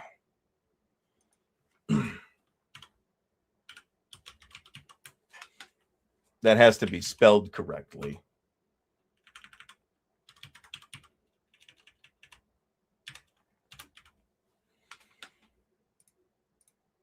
And we will get this boy set up. All right, so moving on from that. Speaking of coin, one of the coin games, that's the only one of the coin games I decided to highlight this evening, but it remains at the top of my list of favorite coin games. This is Pendragon, The Fall of Rome and Britain by Morgane Guyon-Reti. French designer. She is recently released Hubris, also from GMT, which is a point-to-point card-driven game about the wars of the successors after the death of Alexander the Great. That looks awesome. This is awesome. I've played this. This is, I think, I'm really interested in this period. And there's really not that much in this period that's not just like tactical and stuff. This has a different play dynamic than some of the other coin games do. The combat system is a bit more detailed. It's a really cool game. This is the Romans have left Britain and now other factions will determine the future of Britain. Fantastic game. And I think that this is one of the strongest coin games. All right. So yeah, this Roger Hemsath, Year of the Rat. I believe that Decision is going to redo Year of the Rat or republish. I'm not sure what that is exactly going to look like. I would actually like to take a look at Year of the Rat. 1972, I think, while the war was still going on. I have often mentioned that. This probably exists, but I don't have it and I don't need it. So there is a completely unconnected role-playing game called Pendragon as well, which I can't show you because my book is not in the room at the moment. That is a book about King Arthur. This game evokes King Arthur, but it is not an Arthurian game. It is a historical game about post-Roman Britain. So, really good game. And I would, the minis giveaway. The minis giveaway is you show up at my house and I'll give them to you. How about that? There you go. Show up and I'll load your trunk up with minis. I ain't sorting anything either. Here you go. Have a nice day. Well, you know, to be fair to Decision here, I think they've had some hits and some misses with their reprints of SPI Classics. Some of which have been very faithful, beautiful reprints, and others of which have been basically completely different games that end up disappointing the people that bought, for example, where the hell is it? I know it's in here. Atlantic Wall, for example. They get Atlantic Wall thinking they're getting the SPI Atlantic Wall, and they're not. They're getting the Goss Atlantic Wall. It's a very different game. So, Year of the Rat, like I said, I'd like to look at that. Yes. So I think this is going to be the other half of the Conquerors. Their what's the damn thing called? Their Campaigns of Alexander game that came out, I think, last year, was inspired by an old SPI title called The Conquerors, which has like two halves. There's like a Roman half and a Greek half. Romans versus Carthaginians and Greeks versus Persians. And they've already done the Greek half, so presumably they're doing the Roman half now. But if they're saying first man in Rome, I don't know what that is a reference to. But the person I normally think of when I hear that title is Marius, which means it's probably not Carthaginian. So I don't know. The fate of all. Thank you, Dave Poirier, for reminding me of that. Wolfdog says that the new blue and gray deluxe, it looks nice. I tell you, that's who did some video. Was it Doogie Joe that did some video on that recently, or was it somebody else? I don't remember. I have not had any issues with any of the recent stuff. I think really, as long as people's expectations are clarified, that I think they will avoid getting a lot of people upset, as they had done with a number of previous projects. I just believe that they have figured that out now. So, well, I mean, I have, to be honest. I mean, possibly only graphically, but I have. Gilbert Collins, yeah, very good, very good. Gilbert Collins did that. Players Aid did too. So I guess a number of people ended up not liking the Compass redo of Barlev, because I guess that's a pretty different game too. I have actually read this book, Mike Reed, and that's why I associate First Man in Rome with Marius. So I've read the second book in the series too, which is The Grass Crown, which is about Sulla, who is a fascinating character, by the way. So John C. Says he was not whelmed. I'm not quite sure how to take that at this point. I'm not sure if that means you weren't overwhelmed or underwhelmed or whelmed at all. So I mean, it's blue and gray, right? I mean, you know it. I would hope you know what you're getting when you pick that up. So maybe so I built Molotov Cocktail says that he didn't realize a lot of people were mad about Axis Empires because they bought the game separately and had no way of getting the added content. So the original plan for that, and how about that? That's on this list too. The original plan for that was that there was going to be an expansion that was going to like expand. You had the two separate games. You had Total Krieg and Daisenso, and you were going to have an expansion pack that was going to add all this stuff. And it took a long time. We talked to the designer of the new edition, Ultimate Edition, Thomas Prowl, and the chit show earlier this year, I think. It took longer than anticipated. And in the meantime, they sold out of the other ones. So we ended up with a full new edition, Axis Empires Ultimate Edition. And I'm glad that I picked this one up. This was expensive. This might have been $250. Maybe this was the game I'm thinking of. So the other thing I think about the Compass Barlev is that it had two sets of counters, one with NATO symbols and one with silhouettes. And I mean, I don't hate that, but it's like, you're always going to think, am I paying more than I should for this game because there's like double the counters for no obvious reason? Or does it indicate publisher indecisiveness about what people want? I don't know. Like I said, I don't object to them doing that. It's weird, and I wasn't quite sure how to take it. I'm a NATO symbols guy personally. So, what are my thoughts on Compass redos versus DG redos? Well, Barlev was not one that I picked up, so I was not going to be disappointed by that. And I only have a vague recollection of the original anyway. So, I think that DG has tended to do. I'm a real big fan of a number of the reprints, we'll call them, that Compass has done. Huge fan of NATO: The Cold War Goes Hot. The Third World War is fantastic. I think their version of the Korean War is very good, other than the crazy counters that you have to cut through with a hacksaw. There's a couple of other examples too. They've got a number of very interesting looking things in the pipeline, including a belter, which I'll buy. Mr. Lincoln's War, which is actually quite a neat game system. It's actually quite similar to the system in War and Peace, but for the American Civil War. And really the biggest problem with the original version of that was just the component quality out of 3W was horrific. That's universally true for 3W, but it was for that game. Horrible boards. So I'm excited about that.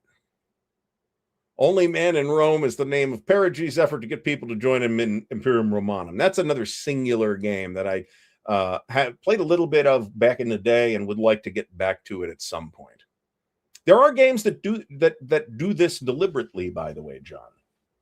So Vuka's been doing the dual armor versus silhouette. Did they do that with did they do that in Traces of Hubris? I think they might have, actually, thinking about it. Mr. Lincoln's War is Bill's favorite game right now. It's a pretty good game, I can tell you that. And every company has their idiosyncrasies. So War for the Union, that is a Rob Bama design, I think. The original was from Clash of Arms with a Rick Barber map. I don't like the artistic depiction of the way the mountains are drawn on the map. That's really the only thing I have to complain about. I haven't played it. I do have it. Brent, thanks for stopping by. I'm glad you could make it for at least a couple of minutes. You're going to miss the big giveaway that's going to happen as soon as you're gone. So, it looks to me, I have perused it. I'd like to give it a play. It looks to me like it is not going to be my favorite Civil War strategic game. But that said, I do think it has some interesting features, and I'm at a loss as to exactly what those interesting features are at this exact moment. So our John C. confirms that Vuka did do the dual counters for Traces of Hubris. So GOT, thank you so much. Much appreciated. Thanks for stopping by. Traces of Victory. Traces of Victory is the one that's still coming, right? Or is that out yet? I've got Traces of War and Traces of Hubris. Both gorgeous, absolutely gorgeous games. Yes. So as Jeff Beeler points out, there is I'm a little unclear as to their plan with this. Is that going to be like a completely standalone deal? Because it kind of sounds like it should be. So they can do whatever they want for the Third World War series, and I'll be happy to buy it. I love that series. I think it is fantastic. All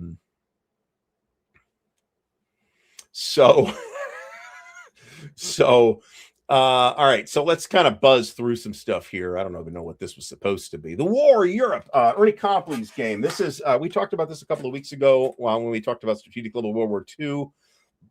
Ericore is out of print and needs more pre-orders. I agree. You should all go pre-order Ericore unless you don't want Operational World War II, or you already don't like BCS, in which case we disagree. Oh, you're right. John, I think I remember when you bought this at Compass Expo, if I'm not mistaken. Okay, Vince Reese says that Traces of Victory is out. Okay, and Jeff Beeler says that the next Third World War game is standalone, which is good. I think that's a smart move because it's going to be big and expensive, so I wouldn't mind it being standalone. That said, I've got the other one. You can also get the magazine with the Gala Beachhead game in it, and I'll totally buy that as well. You are a little too late on the Traveler. We have given away all the Travelers at this point. The Traveler books have been won by Jeff Anderson and Dustin Mitchell. And C3I number 29 was won by Alistair Logie, and C3I number 30 was won by Molotov Cockatiel. We are about to reveal the final reveal.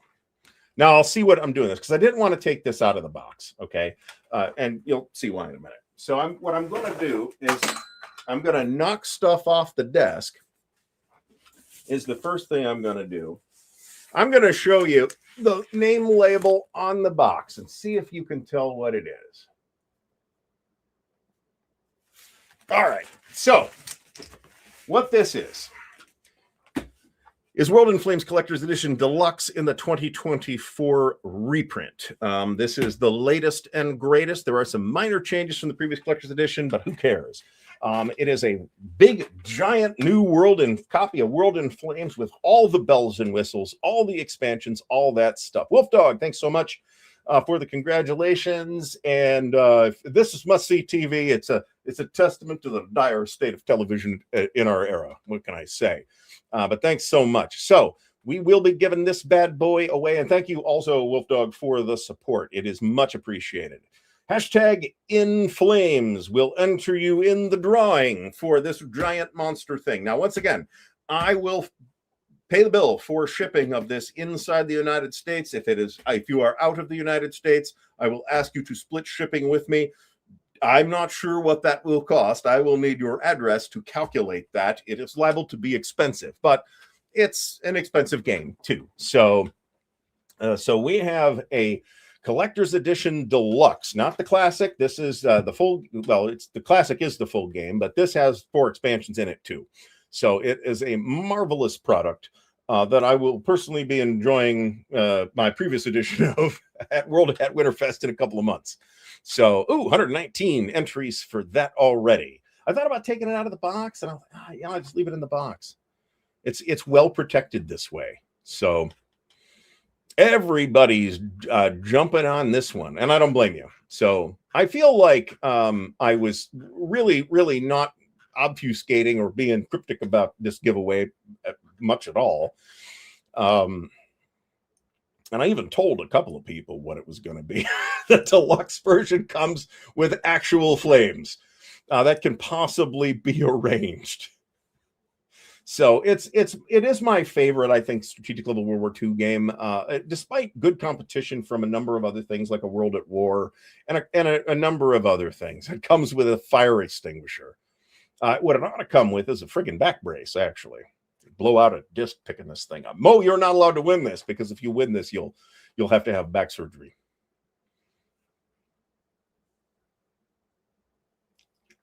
So making the hashtag what's in the box, I figure people will bite or not bite based on what it is, right? I mean, people will say, I don't need that traveler book. I'm waiting for the war games.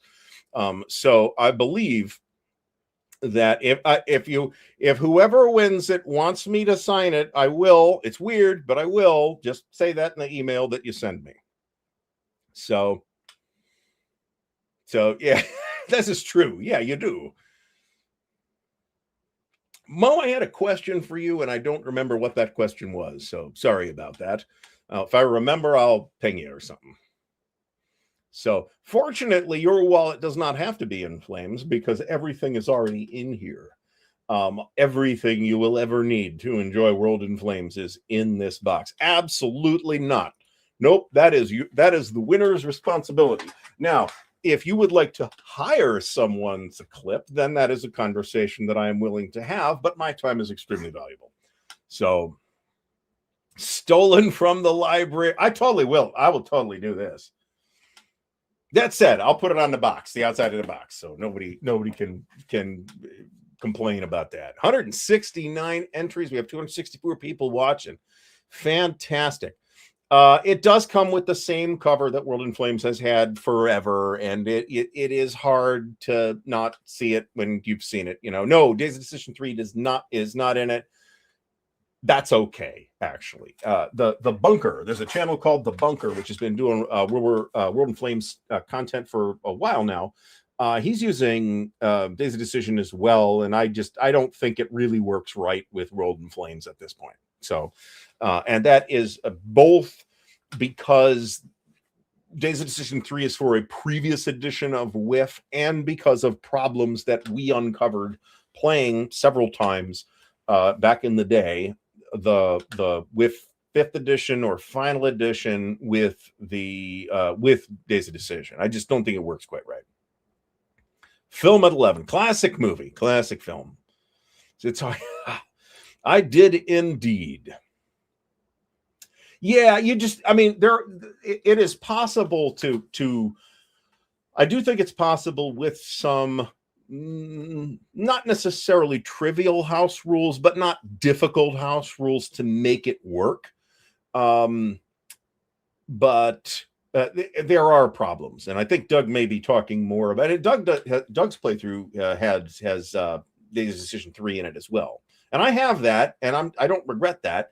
But I think it's kind of peripheral to the World in Flames experience until such time as ADG wants to do a new edition of it. All right, we got about a minute on World in Flames, so if you want to win Deluxe Edition World in Flames 2024 newest printing, then hashtag #InFlames in the chat. Yes, I think he is. We will tease him about this mercilessly when we are playing at Winterfest. Fear not. How many systems has Adam Starkweather developed? I'd have to look this up. That's a good question. I'm not sure. I'd have to look. So, you know, it is possible. You'd be surprised what good results you can get with things like fingernail clippers or even scissors. Fucko was clipping his counters with scissors at one point. I'm like, oh my God, this is butchery. And then I saw him and it's like, man, he was like super careful about it. They really weren't that bad. So as Doug has shown, it can work, but you've got to make some tweaks. And you probably should be familiar with the game before you make those, with World in Flames, before you make those tweaks. So, all right, it is time. We're hitting the button. Let's see who the big winner of this evening is.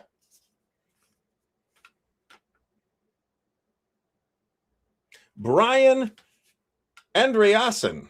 Okay, Brian, congratulations. So, Brian, here's what you got to do to claim your victory.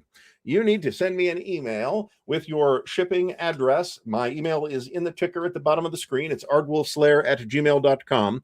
And I will get this out to you, or I will respond with a shipping arrangement if you are not in the U.S. So congratulations to all of this evening's winners.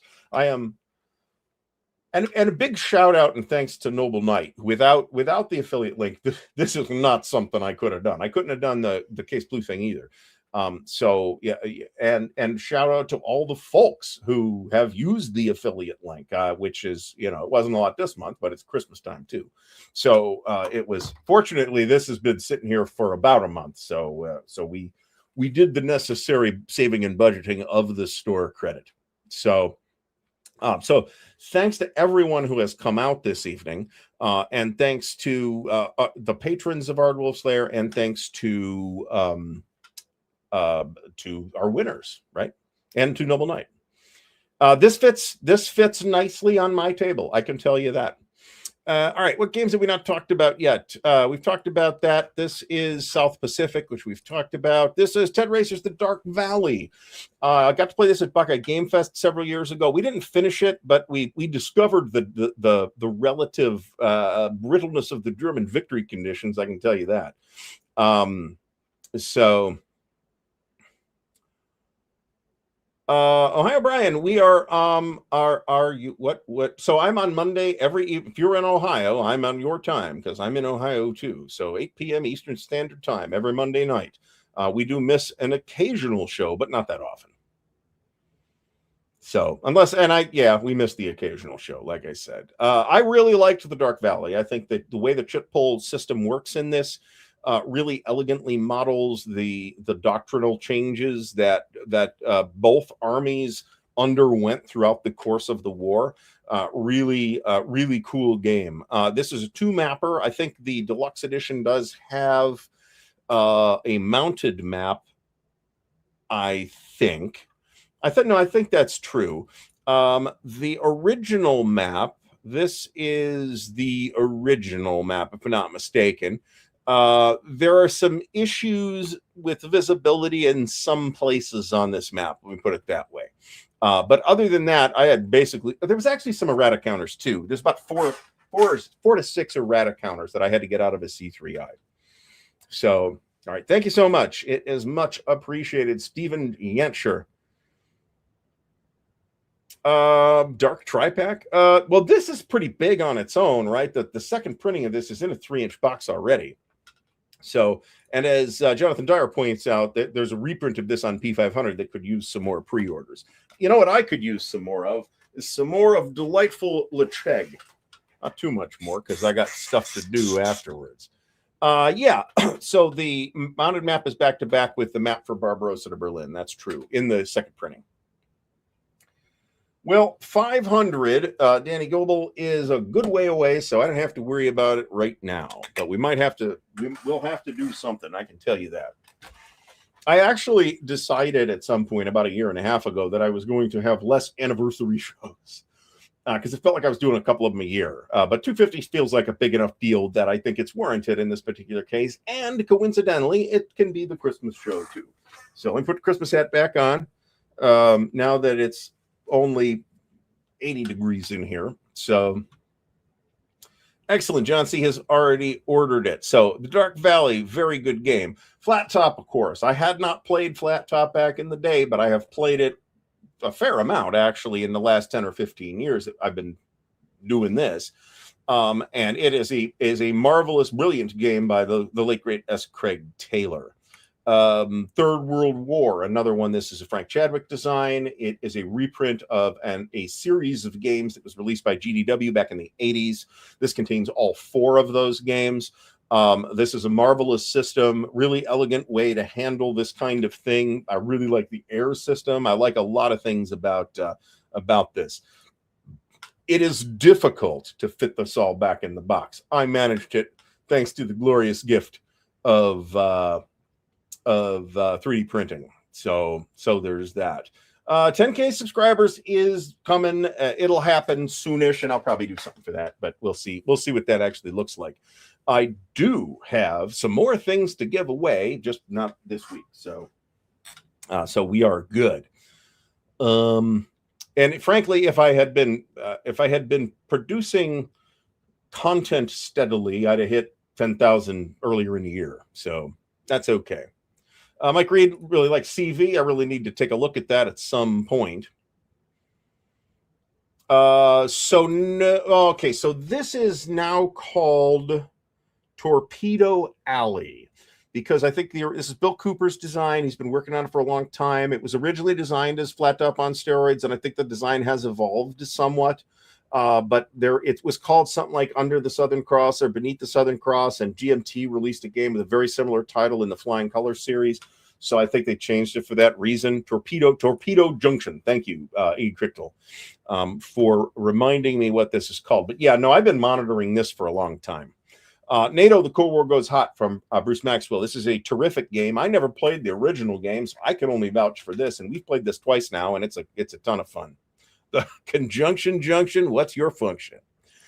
War Between the States. Now, I picked the SPI version for this, even though I've got both versions, because this is the version that I've played. That's bullshit. I've played the Decision version, actually, not the original version. They are basically identical. That's not a problem, except for component quality. This is a game that I think has a number of big weaknesses and also has a number of really interesting things going on in it, and that's why I have it. So, okay. Well, however, thank you, Carl, for stopping by. I think this is right, but however they want to market it, I don't care. I'm happy to have the Flat Top legacy resurrected at any point, pretty much. A little bit off the beaten track for what I usually do is Europa Universalis: The Price of Power. This is a completely different thing from the original Europa Universalis that was released by Azure Wish back in the 90s. That developed into the computer game, which then many years later got licensed to Aegir Games, who produced this thing. If somebody is going to make the statement that this is overproduced, and I can't really argue with them, but I think it's a pretty cool game, I gotta tell you. Yes, the production spiral, as far as I can tell, originally appeared in War in Europe, or at least in War in the East 2nd edition. But because War Between the States, you'll notice some parallels between War in the Pacific, War Between the States, and War in Europe. They all have kind of a similar sort of turn structure. I don't know that I think the production spiral adds a ton to this particular game. Let me put it that way. That wasn't what I meant. John Madison, you have missed your chance to win the big one. So sorry about that. All right, what's up next? Second Front. This is another one I alluded to earlier. This is I had been I had already played it at this point. So we have played this from beginning to the bitter end, and I was pretty sick of it by the very end. It took about 1.5 years of basically weekly sessions to play through this entire thing, and it's a lot. Nevertheless, I have played a short scenario of it a second time elsewhere and had fun with that. So I was like on the market for this game, and I was haunting eBay and it's like, I don't know. I could bid for this, but the description is a little cryptic. I don't know if there'll be problems. I ended up just buying it from Noble Knight. It was more expensive than I might have gotten it for on eBay, But at the same time, I knew that if there was a problem, Noble Knight would just fix it. So for something that's going to cost me $450 anyway, which is about what this cost, it's enormous too.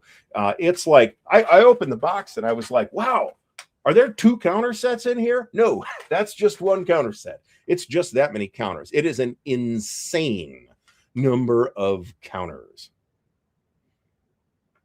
Yeah, this is true too. This is true too. I'm thinking of the production system. I think has some really interesting aspects to it, where you can like declare new rounds of drafts, for example, as the union, and that affects the union morale. I like that. There is a current game called Second Front, I think, too, that is supposed to be quite ASL-like. So yeah, I've had fun with this. I have plenty of complaints about Europa, but the fact is that I have found every Europa game I have played in, I have had fun and have considered it a fun kind of enriching experience, even when it was hilariously over-designed. One game that could use a second set of counters is Space Empires. Yeah, that's true. And that's actually on this list too, because I played this a few times. A very solid game by Jim Crone. Really like the new box art too, and am very appreciative of the fact that they are now putting this in a 4-inch box. Also very handy, or at least the last expansion was in a 4-inch box. Honestly, there's almost enough stuff in the expansion to justify the 4-inch box. I haven't even tried to reorganize this thing yet. That is going to be a 3D printer type of task.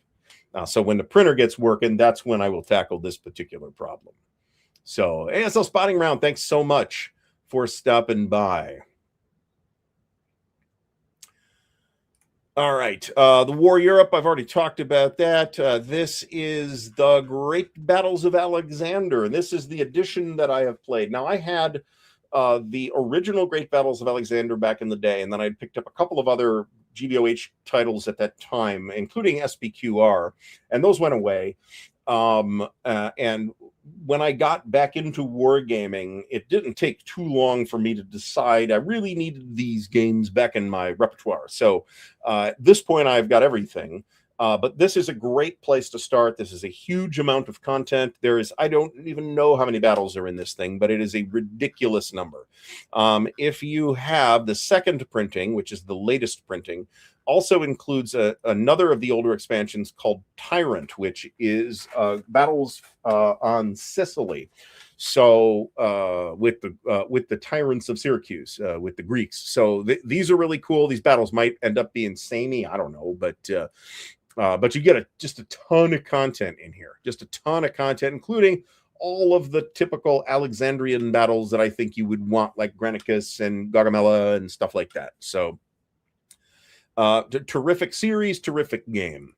And of course, one of my early things after I started the channel was, oh man, I was watching Counterattack's playthrough series of the Battle for Normandy, and I'm like, oh man, this game looks awesome. I got to have this. So I ended up picking up a copy, I think off of the trading group on Consim World. That sounds right.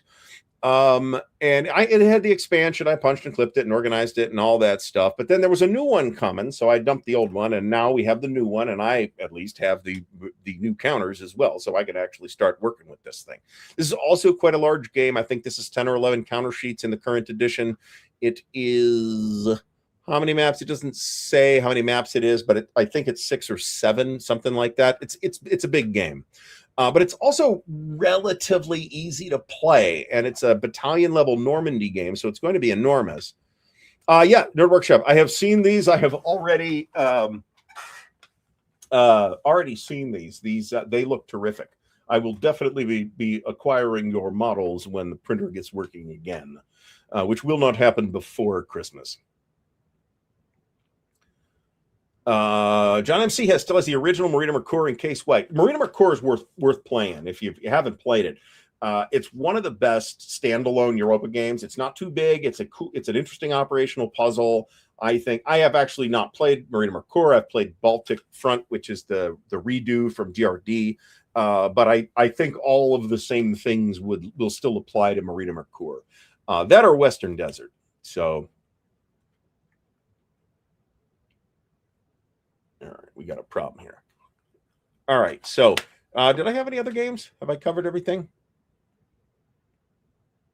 3 Days of Gettysburg. Of course, there's a deluxe edition of this that is literally right now at the printer, but this 3rd edition is the one that I have played.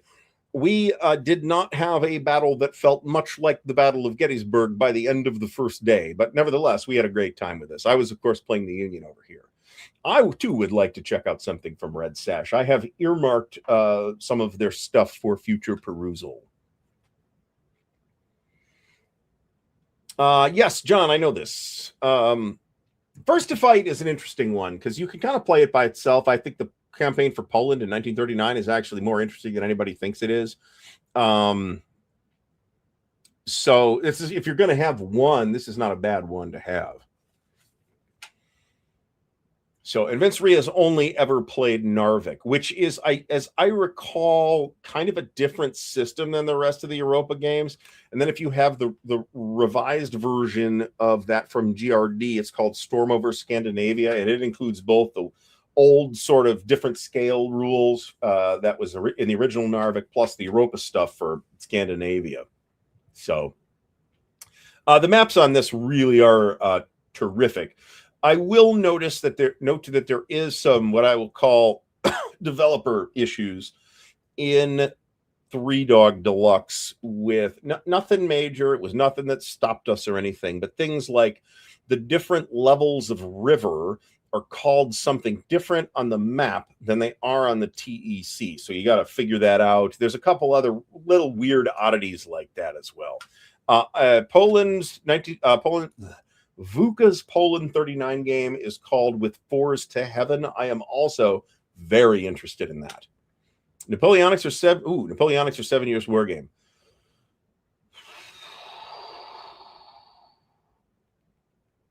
Nations in Arms, probably. 7 Years War Game is going to be Freddy's War. Frederick the Great, I should say. The Frank Davis classic from SPI and later Avalon Hill. But that's because I haven't really played that much 7 Years War stuff, to be honest. To this day, one of the games that I never got rid of was the old 7 Years War game from Joe Miranda out of S&T 180 or whatever it was, 140, I don't know, something like that. I still have that thing. I still want to play that. I still have never played it. But one of these days I will. I think First to Fight you can play either way, too. Western Desert's good. Skyrider 68, thanks for stopping by, but we are running over at this time. Sean Sullivan, so I think based on conversations with a number of other people, including Just a Guard, who's a big fan of this series, says that Mistral is where to start Sea Lords. And I'm not sure about Lace Wars, but I'm very interested in checking out Red Sash Games. They got some very interesting looking stuff. So we're going to wrap this up here tonight, folks. But I guess I was actually going to talk about how great the Traveler campaign's going, but I guess I already did, so we're good.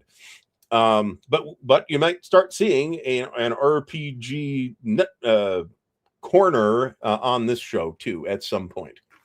But we will see. Anything else I want to comment on? I think not. All right, folks. So everybody, I want to say, first of all, thanks everybody for stopping out tonight. Thanks everybody for your continued support. Remember, you are in fact supporting the show just by being here, and I really do appreciate that. Your thumbs and subscriptions are all very appreciated, and big shout outs to the patrons who help keep things running right now in what is otherwise a bit of a tough time. And of course, our friends at Noble Knight who are also doing their part to assist. So once again, if you won something tonight, send me an email with your address and shipping information, and I will get back to you when it has shipped or with a shipping cost if you're not in the U.S. So hopefully everybody has had fun tonight. I think the show's gone fairly well. So stay tuned. We will be back next week, and we will, of course, be back on Sunday as well with the Chit Show at 7:30 p.m. Ohio time with our good friend Dan the Dan Noodles Man. Everybody have a great rest of the night and a happy holidays, and stay safe out there. And I'll see you all again soon.